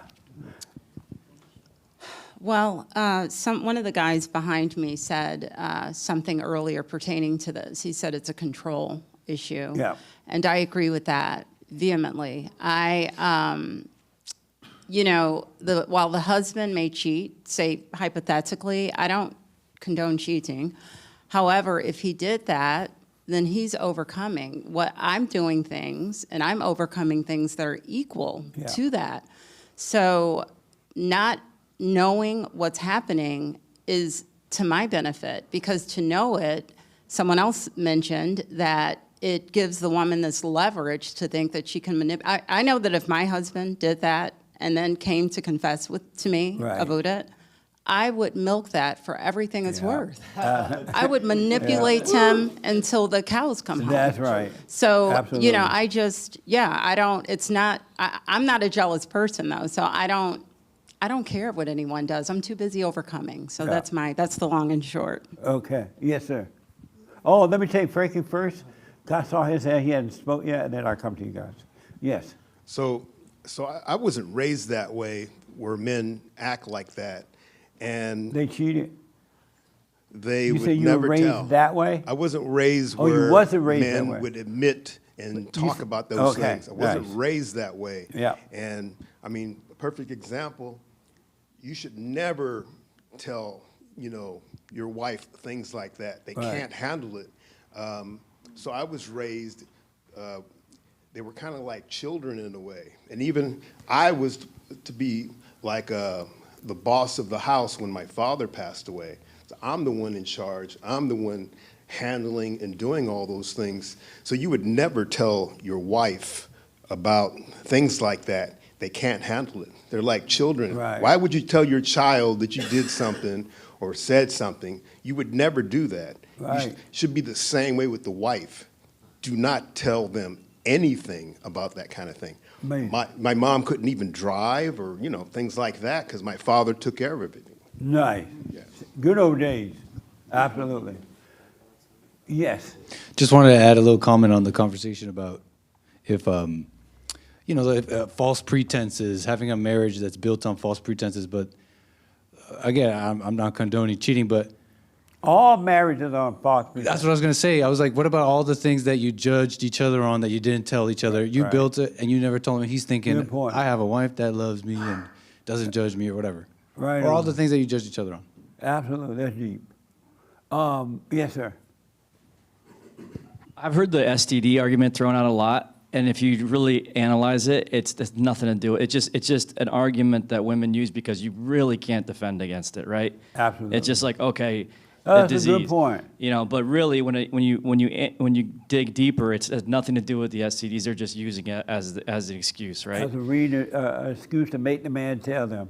Yeah. And to control the man. Exactly. And it's really, if the STDs weren't involved at all, they would feel the same way. They would want to still them not to cheat and the whole thing. So Amazing. yeah. Don't go cheat, guys. Don't go cheat. Do not cheat. And if you are cheating, stop. Just stop, but don't tell your wife. Stop doing it. Sorry. Let me tell you something about your if. You said, okay. I just can't understand, because I hear a lot of people saying about the control. I'm not controlling him now, and he's not controlling me, right? Right. It seems as we've both been going through this journey together and separately, but at the same time. Right. We've been learning a lot. I've been personally learning and overcoming like crazy, right? He can go do what he wants. I can do what I want. I just don't understand. I feel like if you want to go do that. But like, I don't feel like it's excusable to just be like, No I one did says it. it's excusable. But you are though, No because you're one saying condoning that it by is right. saying. But No you're one saying that is right. No one is encouraging you to do it. The only thing I'm saying, don't tell your wife. Oh yeah. I just But so fundamentally you understand that, right? disagree We're with not that. saying it's right. Mhm. We're not excusing it. Mhm. It should not be happening. Mhm. But if it does happen, don't tell your wife and don't do it anymore. Yeah, but Does there are all plenty that of make men out sense? there that it might take them years to overcome. It might be But one, why two, you keep three, doing four, all this five. stuff? Because I feel like that the fundamental principle of what you're saying is wrong. I just don't agree. But So anyway, you- what you was trying to tell me. So it's not right to do it. Don't do it. If you are doing it, stop it, but don't tell the wife. That's the only thing I'm saying. I'm not saying anything right about it. Is Maybe that I'll think clear? about it this week. Because consider it. if he realized that what he's done was wrong, he should have done it, he know not to do it, he's going to stop it. Why does he need to tell you? But are you fully aware, though, that Why does I he, wouldn't no, be tell me given that I first. wouldn't, and not that I would do this, but I wouldn't be given the same. So would you say that if I cheated, should I tell him? No. Just don't do it anymore. I just think that's nasty. I'm sorry. I just don't agree. Okay, I understand. I'll think about it this week. Right, I understand. Right here, because I got to make a whole deeper point. Yes, I don't want to ride this one thing the whole time, be distracted with it. Yes, sir. I'm kind of in the middle of this, Jesse, but then two things not pointed out. What do you mean you're in the middle? I'm in the middle. I can see the points on both sides. I'm stuck in So the middle you're on saying this. that you're concerned if they should tell it or not? I can see both. I'm stuck in the middle right now. I'll have to Meaning digest what? this. I don't. I'm stuck in the middle. I don't. Meaning what? I don't know if it's right or not. I don't know. You don't know if it's right to tell or not? Yeah, I don't know. Oh, I can okay. see points on both. But look, All both right. things. But things haven't been said yet. I can't wait to hear Joe Friday show tomorrow, huh? What? Two things. Joe, you wouldn't tell it, would you? Two he points. Said, you would tell your wife. I'll beat Joe if he does. Go ahead. 2 points on Jesse though. If you tell a woman that you cheated, that relationship, that marriage is over. I don't care Right. if it's We 20, said 30 all years. that. It is gonna be hell forever. There's no recovery from Right. that, and the woman will never recover. Point number 2: there's a difference between men having sex and women having sex. Women Don't have say sex, the S word, kids are here. and it's Hank emotional. is here. It's very for women. For women, making love is very personal and emotional. What for men, they'll put their penis into anything. No, take the mic. Please take the mic. You just had to get nasty with it, right? You feel better now? Do you feel better now that I told you don't even say the sex thing? Now you said that thing. You feel better doing that? I wasn't allowed to say that. What? I just told you not to say that. Say that in the men meeting, not in this meeting. Okay. What the? Anyway, sorry, y'all. Where am I? Oh, yeah, the deeper point. Oh, here's the point that I want. Last day anyway, Jesse. We're going out. So what now? It's my last day here anyway. We're going out with a bang. Oh, that's why you did that? No. That's Oh, not okay. how I felt, and I was trying to express a point. You didn't Oh, listen okay. to it. But I don't want you saying that. Now, we got kids here, man. My point, though. But you can make a point without saying that today. Okay, I didn't know. Right. I didn't say the P word. Okay, let's move on. My bigger point. There are, after this interview I did with this young man from Islam, from Louis Fair thing, church, I got some, I talked to some people around it about, and they were saying that they disagreed with me that anger was evil and that you should never, never, ever be angry. Because one of the things we talked about in this interview was they're trying to blame white people for, their problem, everything, right? And so in this interview, I said something, and I don't remember the whole interview, so I'm not quoting it exactly. And it's just to make a point. We talked about anger. He said that God was angry and that anger is good at times. There's nothing wrong. Just have to learn how to manage anger, not let it control you, but you control it. And so when I saw some other people around after the interview, and they were different religions, but they agreed that anger is fine. And they agreed that God was or is angry. and that you can control anger. To me, that is the worst trick that Satan has played upon human beings. Because anger, think about your life. When you get angry, do you feel good? When you get angry, do you hurt other people? When you get angry, do you go into your imagination and go crazy, thinking of other things to do? There was this one show I was watching. There was this upscale white people. They had a lot of money, and so they had big parties, blah, blah, blah. And so this woman was known as a big-time lady because her husband was a big-time guy, a doctor or something like that, right? This is not the same story, but a different story. And they were at a party, and they all knew each other, but one lady at the party looked at her husband, and she caught the lady looking over at the husband. And right away, Satan told her that they were cheating because they worked in the same office. This lady and her husband worked the same. Satan told the woman that they were cheating. At the very next party, the woman beat the woman up at the party. And the woman like, what's going on here? The husband like, ain't nothing going on. The woman met this woman in the bathroom and beat her up. And this is a classic Southern woman over there in North Carolina somewhere. Classic Southern. You know how those Southern women are when they have money, right? And then the woman just went out of control. And no one could convince her that they were not cheating. No one could convince her. It was in her head and it stuck in the head. And then finally, the woman went over to the job to act like she would take him for some lunch or something. And there were just two of them there working overtime. She threw the food in his face because they said they were, the woman ended up killing the other woman. She stabbed, a true story. This is a documentary, this is not a movie. This is a documentary, it's not a movie.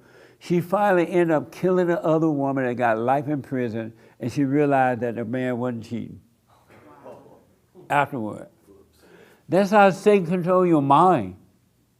He does the same thing to you and every human being. And to believe that anger is good and that you need anger, that's a setup from evil. God said, don't even trust an angry person. An angry person is a murderer. Satan has convinced the world that anger is good. Anger used to be called hate. And that was true, it's hatred. Because that's what it is. When you become angry, you become a hateful person. You're not that same person that a 5 minutes ago nice person. You snap just like that. And so in knowing that, why would anyone accept that anger is good? And when God was angry, God didn't have human anger. He had discernment, and you will too. That's why I said about the marriage thing, you could discern it, you know that something's wrong with you, you don't accept it, it's just that you're not angry about it. Yeah. Because you understand the spirit behind it. We have been controlled in the imagination, which is evil, and the imagination make us do things we wouldn't ordinarily do, and believe things we wouldn't. It drives you crazy. Yes, sir. Yeah, so I coming on the other side of that, I totally understand and know that anger is not right anymore. But I could remember before that, hearing people say that God was angry, and then I looked it up for myself, and it is in the Bible, and it says that God is angry. So what does that mean? Discernment. Christ defeated the devil because the devil is evil. The devil is angry. The devil is evil. So he defeated that. But when you have discernment, you discern without judging. You'll see right or wrong without judging it, and you'll see the action to take, but you would not feel anything about it. And most of the time, you wouldn't even have to take any action because it's not happening to you anyway. It happens to someone else, and you let other people just live their life, let them suffer, let them do what they want. It doesn't bother you anyway. But you gotta have discernment so you can resist the devil. When you can see those thoughts and you know they're not yours and you know they're not you, aren't you able to resist those thoughts? When you don't identify with them, that's discernment. When you see somebody doing something awful out there Like with our government is no good. Zero good, no good. And they are human beings just like all of us, and they're dealing with the same spirit just like all of us, right? You see it, now you understand it, you don't freak out about it because you're not of that world anymore. You're in the world of discernment, which is perfect love, perfect insight, and you can have perfect peace right here on earth. But if you have anger, you're not going to have perfect peace. You have anger, you can't have both. And so for everybody I've ever asked, do you have perfect peace? They say no. Do you have anger? They say yes. You can't have both. Yes, sir. But why did they put God is angry in the Bible? Because that's confusing. The Bible has been rewritten over and over again. Somewhere along the road, they did it to deceive you, or they just didn't know. That's why. That's why we have to live by the kingdom of heaven is in us, right? We got to live from that world now. There's I promise you, there's another world inside of us. And that world does not think in the way we think up here. Not at all. That world would never tell you, go home and tell your wife you cheated. Up here, that world would tell you that because it wants to destroy you, your marriage, and everything else. So it would tell you, that's not fair, go and tell. Or it makes you feel guilty.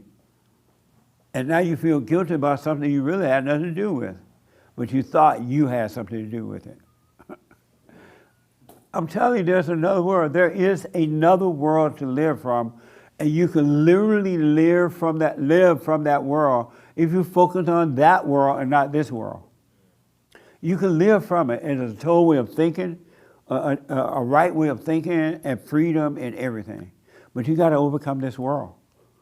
There's a truth. There's a kingdom inside of Christ. Put it there, so that we can live from that right here on earth. How else will you be in the world and not of the world if you're going to still live from the world?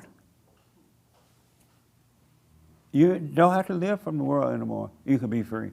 But you got to work on yourself. You got to work on it. Let me take a couple of hands here real fast. Right here, and then here. They screwed us up with the Bible, man. The word is in our heart. The word made flesh is in us. And that's what Christ lived by, and that's what we should. Christ didn't have no Bible. We should live by the same truth. Read the Bible, but not to remember it. Yes, sir. Yeah, I just wanted to respond to why maybe the word anger is used. Maybe because God is personified a lot in the Bible so that we could possibly understand what's going on. So I feel like anger is a word that humans could understand, like behind the actions, behind what's going on with God. Well, they don't understand because they think God anger is the same feelings that are the same feeling, and it's not at all. They're different as night and day. Exactly. They're just trying to communicate, but that's the best way they could have tried to communicate. Oh, back when they wrote the Bible? Yeah, oh, that's okay. why maybe they're using anger, so that's the best way they could interpret what's happening. So it's not necessarily what it is. That meant that they were That's blind then and they didn't understand. Yeah. Really. Get rid of your anger. Overcome your anger right here. And then here, I think I saw it in the back with the hat. Okay. Let your anger go. Why don't you let your anger go? Why not just be free of anger? You could be free of anger right now. You don't ever have to live with anger for another second. And I told y'all what to do this week, and I'm going to test a few people to see if they did it. Yes. This goes to show that the silent prayer is so important because the intellect, I mean, two big stories in the Bible, Sodom and Gomorrah, and then you have the flood, and that's perceived as anger. Yes. So we want to put ourselves as gods. We want to feel like we're gods so we can destroy stuff because we're using the intellect to understand it. Absolutely. Yeah, so we are limited with these words, what the gentleman just said, but you have to go within because to clearly see this, you have to go within. But if you want to be intellectual and just study the Bible, then anger is good. I can destroy a city because I'm angry. So. And anger, to add to that, anger have human beings fight with one another like I've never seen before. And we are no different. We're all the same. And we're fighting one another because of this. And the heart hasn't changed. You fight. It doesn't even make sense. They're having a war right now over in Israel, over the area. They got a bit of fighting, but they believe in this. They want money and power and all whatever else may be going. But it's this. Yes, sir. Kind of to what they said, but when it comes to anger, when God is angry at something, it means to set aside or to reject or dismiss. That's all it means. Like Right it's on. not like some emotional thing. Like we do that because we want to be justified, and then this whole righteous anger thing, that's not even in the Bible at all. Because we say that because, oh, God wouldn't like this. So I'm justified in, feeling angry about abortion. Sure, I don't agree with abortion either, but I have no right to be angry about it. 100%. Like, no, Let me just pause there just for a minute. You can disagree with abortion, but don't be angry about it because now you're judging the person that's having the abortion and you know better. But you feel like, oh, I drink, but I don't have abortion. What's the difference? You're judging these people in your head. You're worse than the person having the abortion because you're judging. But you feel justified in judging. You will overcome that if you overcome this. You'll be able to see evil operate, but you go, oh, okay. And if there's anything to do about it, which you can anyway, you'll be able to see what to do about it. But there's nothing you can do about another person's life. So if people want to have an abortion, let them go out on Crenshaw and have them all up and down the road. Or Pico, wherever. Have your abortion, that's your life. That's what you decide to do. Have your abortion. I ain't going to make no law to stop you, and I ain't going to make no law. Oh, I just realized something. I'm not going to make a law to try to encourage you to do it. There are people encouraging other people to have an abortion. Why? Why would you encourage somebody to have an abortion? That's this. It's the intellect. It's in the mind. Bring every thought into captivity. You're absolutely right, man. I didn't want to cut. I'm sorry for cutting you off. Good, very, very good point.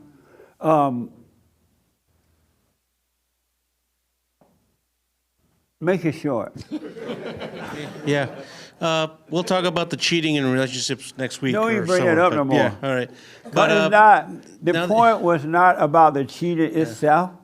It was about the spiritual aspect of it and how to deal with it. The world tells you to go tell it. Now you're going to destroy your family. God tells you to stop doing it. Yeah. Repent and just don't do it anymore. He didn't tell you to run. He didn't tell you to run and tell anybody. And they can't do anything about it anyway. What can a woman do about it when you tell her? Nothing. Destroy your family. Huh? Destroy your family. Destroy the family. Use it in court and take your children. But if you never knew about it and you stopped doing it, it would never be an issue. God said, just stop doing it. It's not you, it's something else driving you. Stop doing it and pay attention to you and see what's driving you. You think God is holding it against you that you cheated on your wife? Do you think God is holding it against the man for cheating on his wife? Say that again? Do you think God is holding it against the man for cheating on his wife? No, because I think whether it's cheating, whether it's stealing, whether it's an abortion, whether it's all. Stay with me with that. Do you think God is cheating on the man for? Do you think God is cheating on the man? Do you think God is holding against the man for cheating on his wife?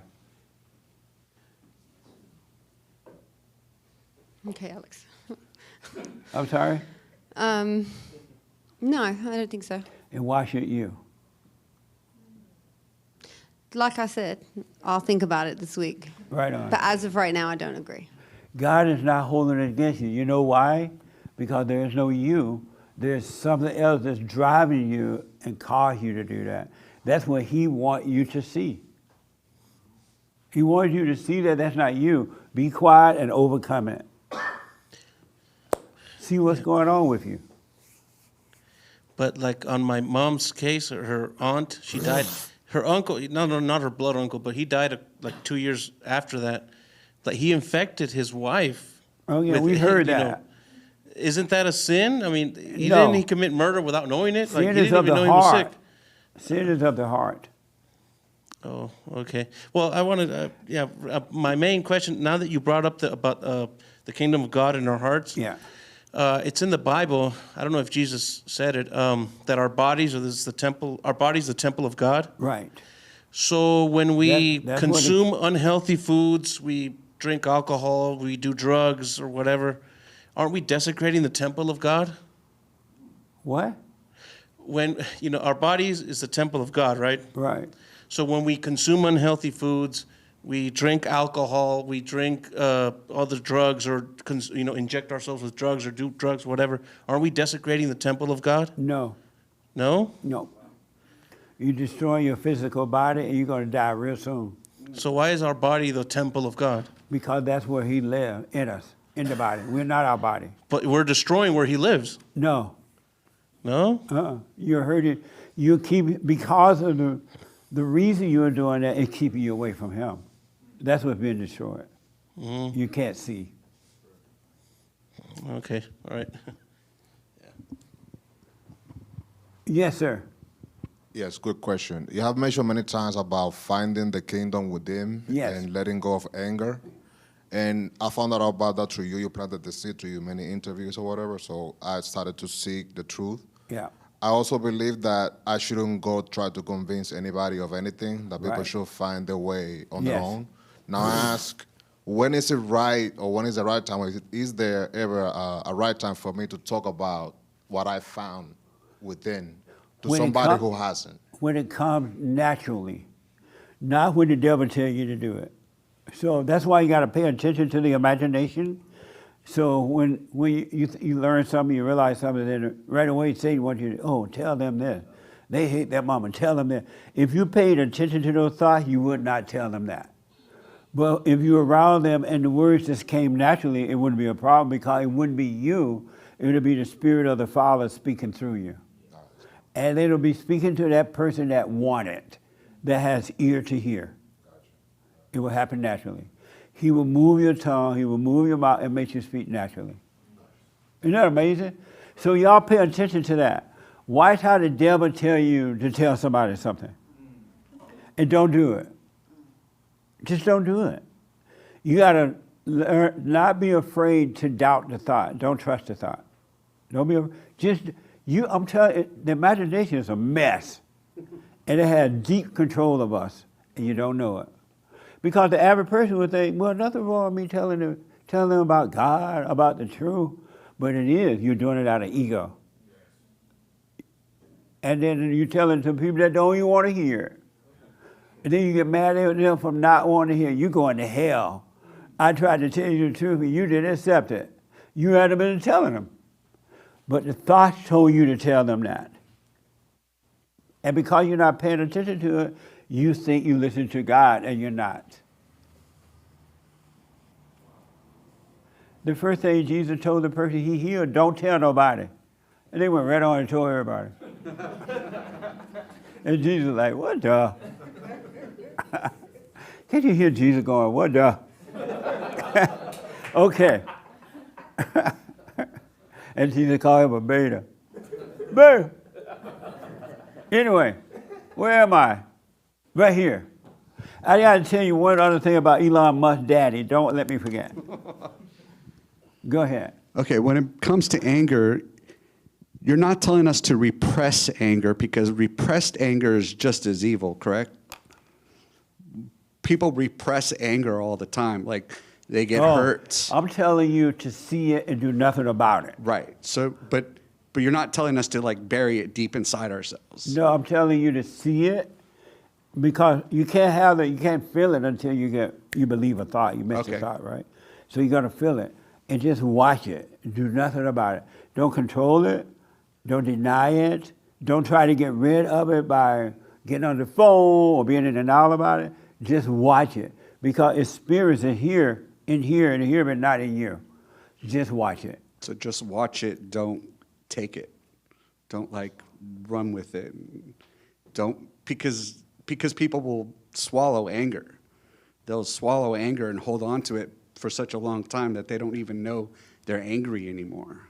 They think that they think that not being angry means to. No, you need to see it. Yeah, they think it means to like push it down. They think it means to push it down.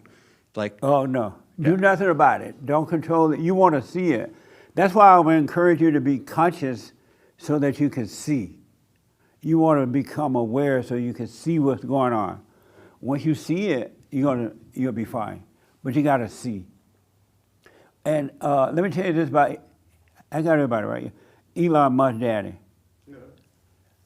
So Elon Musk daddy said something that really I've been thinking about ever since I saw the interview. He said that he lives in South Africa, and that over in South Africa, because the leadership has changed, it's just hell to pay. It's bad over there. He said that it's so bad that you can't even let your children play outside now. They can't even go outside to play. And that is so bad that you have to have guns in your home. He said, I've shot 3 people in my home already. And he killed them. And so the interview asked, well, how were you able to, oh, he said, I shot 3 people with 2 bullets. He's like, how were you able to shoot 3 people with 2 bullets? He's like, that's how close I were to them in his home. And they had guns and they were trying to kill them and rob them. And they asked, well, how did this happen? He said, and then he said he went over to Europe to visit recently.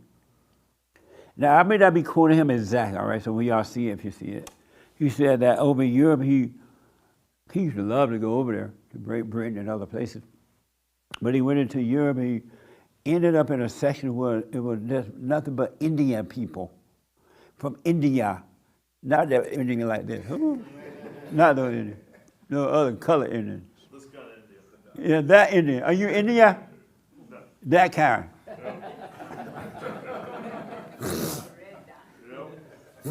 And he walked into a neighborhood where nothing but Indian people living. He said there were horses with pulling wagons and things, food being cooked on the streets, and it was just hell. He couldn't believe it. That country had changed like that, right? And so he asked, well, what happened? Why did this happen? He said, something like, I don't remember that, it was so good, I'm gonna watch it again. He said something like, the Western, I don't know, for some reason, the Western culture gave up. They gave in to the other people, the other culture, and those other cultures cannot relate to our culture. And they have destroyed us. They gave in. It was so powerful when he said, I couldn't believe it. I've never heard one white man speak that kind of truth before. Elon daddy, speaking the real truth about that. And that is what happened. So I started wondering, what is it that the white people have that we don't have? No other culture seems to have it. It's something going on. Because they do build nice neighborhoods. Elon Musk built a rocket when he was in high school. So they're very creative. They're always innovative. They're making things work, right? But they always like beauty and nice and order around them. Doesn't mean they don't commit crimes or that. But they like order, but every other culture like disorder. Why? What is it that? And then I realized, it may be because the way the men used to be. Because Elon daddy said that when he was growing up, he didn't think it was fair that his children should do less or be less than him. That the children should always succeed, the parents do better. And so he taught his kids to be that way. His father taught his kids to be that way, and so on and so on. And then I remember when I was growing up in Alabama, it used to be that way for the blacks too. It really did. We would never go out and just kill people. We would never take neighborhoods and just turn them into ghettos. We didn't do that. Even on the farm when we had 2-bedroom homes, a little hut house, bathroom outside, it was still kept up. It was neat, it was clean. No one had to worry about locking their doors. It was fine. But the men were in charge then, the fathers. And they pass it on from generation. That's why when I grew up, I never thought about being afraid. I had to tell somebody my personal business. I had to just whine about stuff and gossip and other stuff because the men set that example. And the women, the quiet as is kept in those days, the women would not allow other women to just gossip. Unless they were wanting to gossip. They would say, oh, stop that gossip. Stop that, Roly. Don't do that. They would correct them too, the older women would. But the men led the way. And it sounds like that's what happened with Elon, at least in Elon's situation. His father led the way.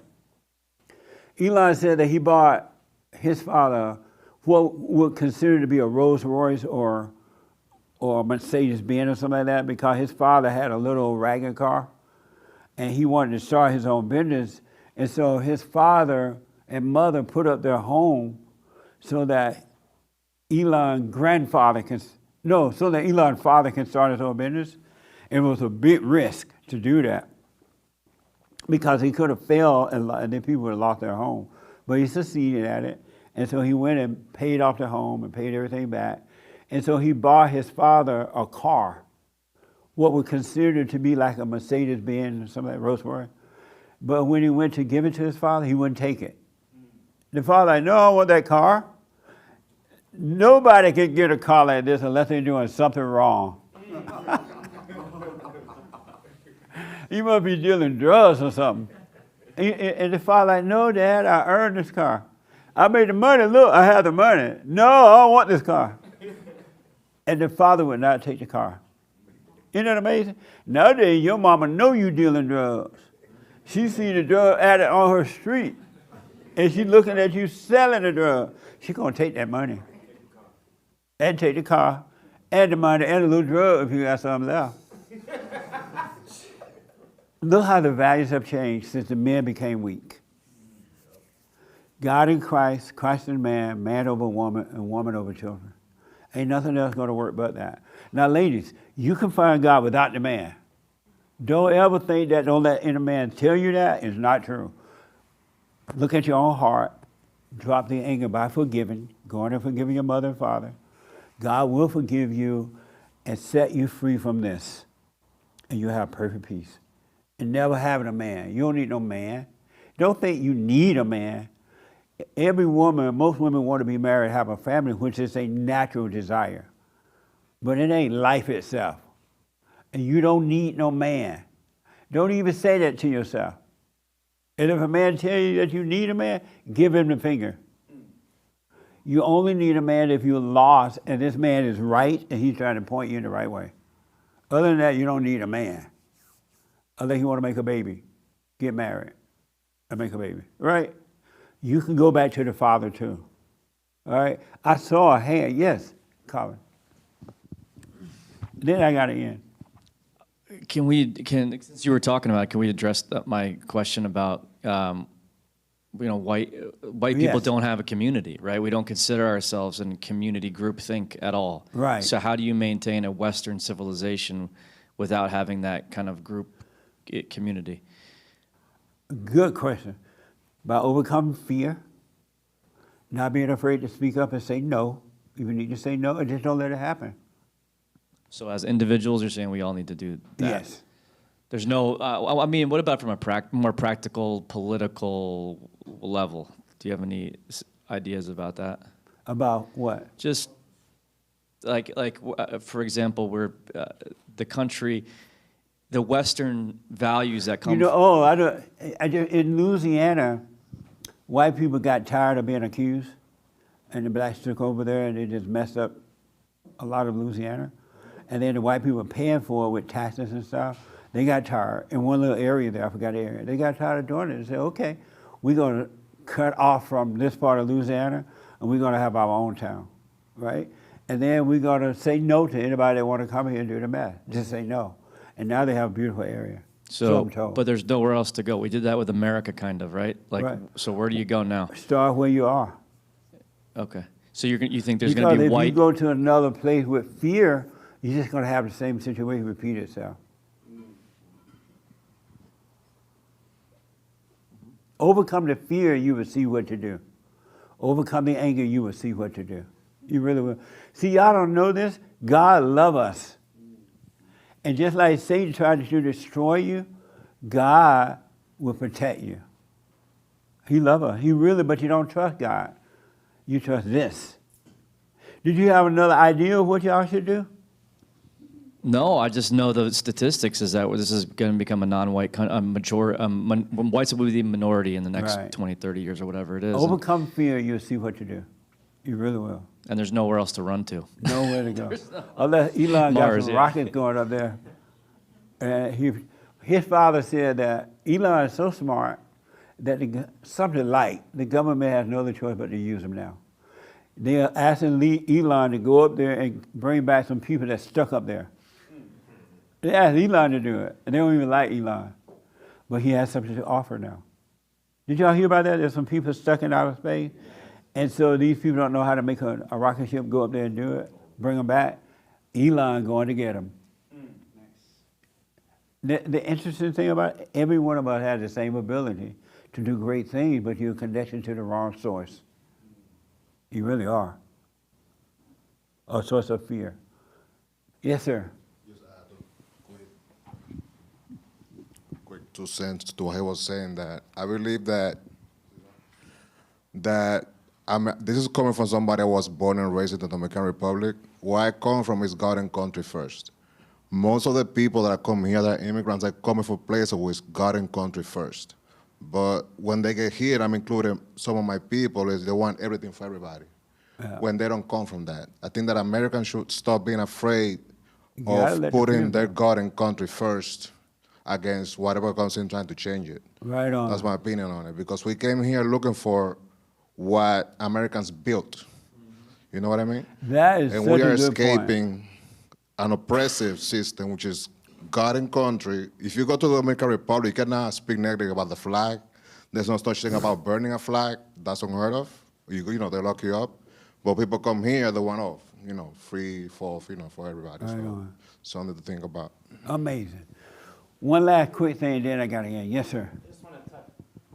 I just want to touch on what both of them said. So yeah, I think we just need to be less tolerant and preserve American culture. And I remember growing up, like we would say Merry Christmas. Now it's Happy Holidays because we want to include everyone. Right, So that's such a good point. we want to just preserve that and stand up because if all the immigrants went to Russia, they wouldn't be cooking in the streets and doing the buggies and Yeah.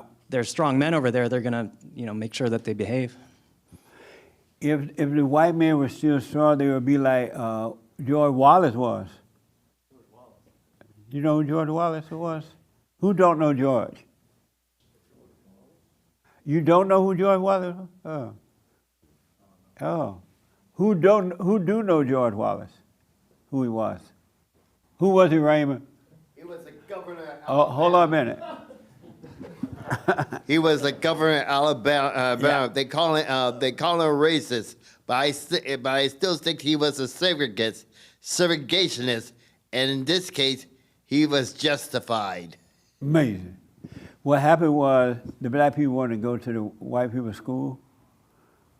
They didn't want to do, but the civil rights movement convinced them that they wanted to go.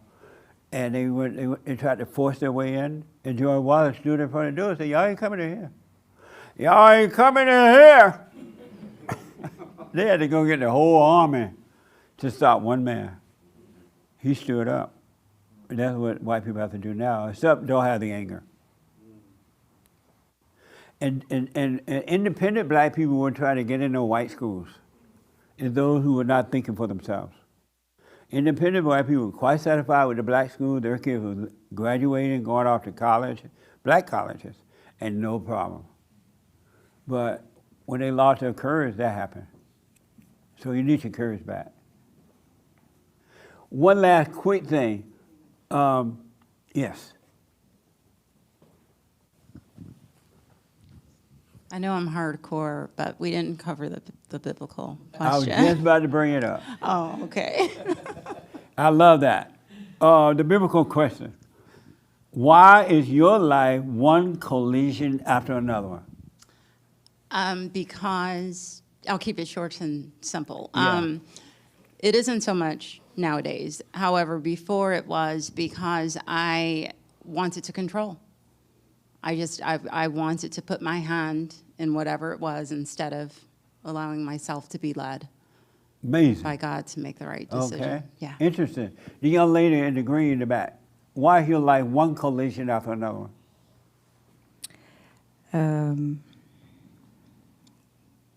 I'm not conscious of the collision. You're not? No. So you didn't know your life with one collision after another one?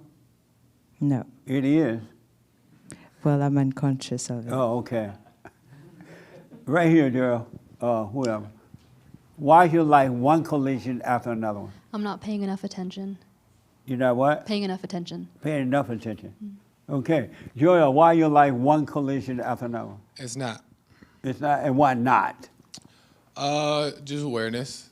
For a long, kind of like what she was saying, when it was because I was trying to keep my hands on the wheel and prevent things from happening and controlling, but yeah. Okay. Interesting.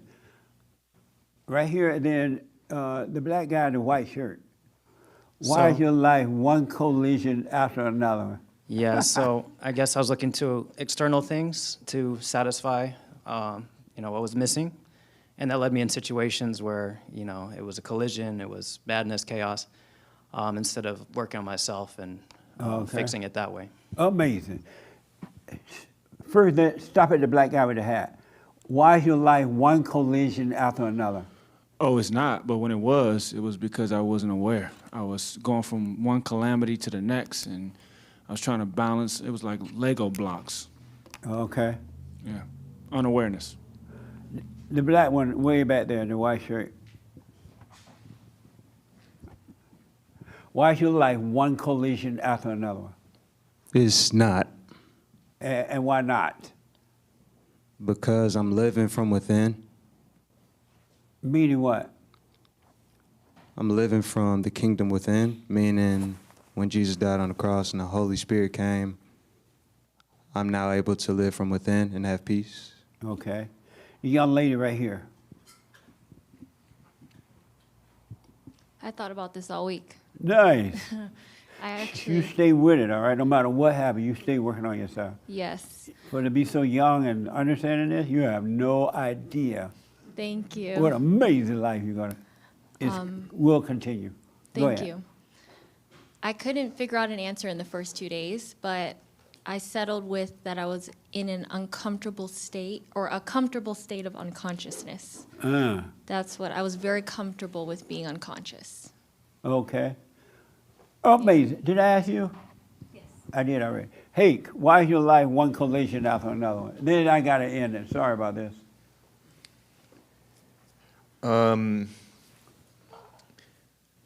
This should be I'm not really sure.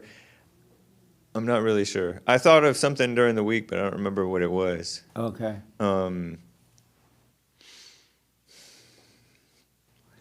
I do know that I sometimes think that I want something, and that can throw me off a lot, and that can bring stuff. And then I also do know that there are sometimes I get inklings, and I don't heed those inklings, and then there's collisions. Amazing. Francisco, real short answer. Why is your life one collision after another one? My life used to be one collision after another because I would not be aware and present, and my imagination would draw me into things, and then I would crash the car or draw me into, that's not my friend, he hates me. So your life is not one collision after another one now? Correct. Oh, okay. Because of that, you say? Correct. And because of time, thank you, man. Because of time, your life is one collision after another because you're still consulting with thoughts. You go from one thought to another one. Every time one situation happens, you go to another thought for an answer to that situation, and all it does is create another situation. That's all it does. The answer is not in there. If you want these collisions, you go from one bad marriage to another bad marriage. You go from one bad relationship to another bad relationship. You make one bad investment to another bad, because you listen to this. You're consulting with thoughts and don't realize it. That's why it's happening. And some of you said it, but you beware, you're going to stop, eventually you will stop consulting with thoughts. They'll be taken away from you. But every time, you're just going to end up in a bad situation because the answer is not here at all. And the devil is quickly to try to give you an answer to one problem, to another problem. And all you're doing is creating problems for you. All right? So that's why. I want you to know for sure there's another life on the inside. There's truly another life within us. This outer life is not life. It's death. And that's where your imagination wants you, because it wants you to stay unconscious so you don't return to God. Satan's nightmare is that you may find God, and he doesn't want you to. So he's constantly on you, and you got to start catching it by being present. That's all you have to do, be present, be aware. And stop calling these things you. They're not you. You're none of these things. You're not your thoughts, you're not your feelings, you're not the one that's cheated, you're not the one that was cheated on. You're none of those things. Something else is driving you, and you don't see it. So stop taking credit for what the devil does. Stop calling you. You're not your fears, you're not your doubt. So work on yourself. Stay with it, stay with it, stay with it. No matter what happens, if the whole world turn against you, you stay with it. Let your ego be embarrassed, fine. They don't like you, fine. Don't even think about it. Just stay present. All you got to do is practice staying present. The kingdom of heaven, the life that you want and meant for you to have is already laid out. Without your effort, is right with you. But you're not seeing it because you still believe this. All right? And when you overcome this idea of need a leader, let the thought go. You don't need a leader. Now, we learn from each other. We got to work together on earth, right? But we hear speakers and things. But watch how the thought is going to make you turn that person into your hero. You listen to the thought, and you make that person your hero, then you blame them. They had nothing to do with it. It was in here. All right? So much more I want to say, but I'm so out of time. I love the fact that the audio was on it today. The crowd was. Thank you all for tuning in. This Thursday is the men's forum. The men's forum this Thursday. What else? I know. I was going to use it, but I can't. I'm going to have a new one. I just answered the question, the new biblical question. I do want to tell y'all this Monday at 2 p.m. on Punch TV, Joel of Joel Friday TV, Hake of the Hate Report, and the Anchor Baby of the Anchor Baby Show are going to be debating a woman. That's going to be interesting. That's going to be scary. I have been on my knees about that. Because the last time these guys stood up to a woman, in the street, she blew all three of them out the water. I was like, what the? Remember that, Joel? No. That's because Joel got fired right after that. And so tune in for Punch TV this Monday at 2 p.m. Am I right about that? Yep, 2 p.m. 2 p.m. What's the name of the lady? You remember her name? We'll have the information posted and all that stuff, yeah. Okay. She's going to be debating 4 guys, right? Because Daniel is going to be there too, of the producer of the Father State. 1 woman going up against 4 guys. Go on y'all knees and pray for the guys. It should be interesting. You don't want to miss it. All right? And what else?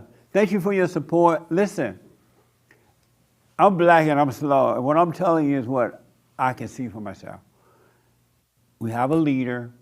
We work together. We respect one another. We learn from each other, no matter who it is. Don't let a title make you create a leader in your head. You don't need that, right? You learn from people, though. Secondly, do the silent prayer. Forgive your mother and your father. And then work on you. You and only you are responsible for you. Husband and wife, Your husband is not responsible for you. He's responsible to go out and get the food, bring home the bacon, and you're responsible to cook the bacon. But for your spiritual life, your husband is not responsible for that. Only you. So if he does leave you, that's what I wanted to tell you. You find out if your husband cheated on you, right? You find out later, oh, he's cheating on you. Because you're working on you, and your love is coming from God, your life is coming from God, you find out your husband cheated, you're like, okay, bye. You wouldn't be angry at him, you wouldn't judge him, you would go and live your life.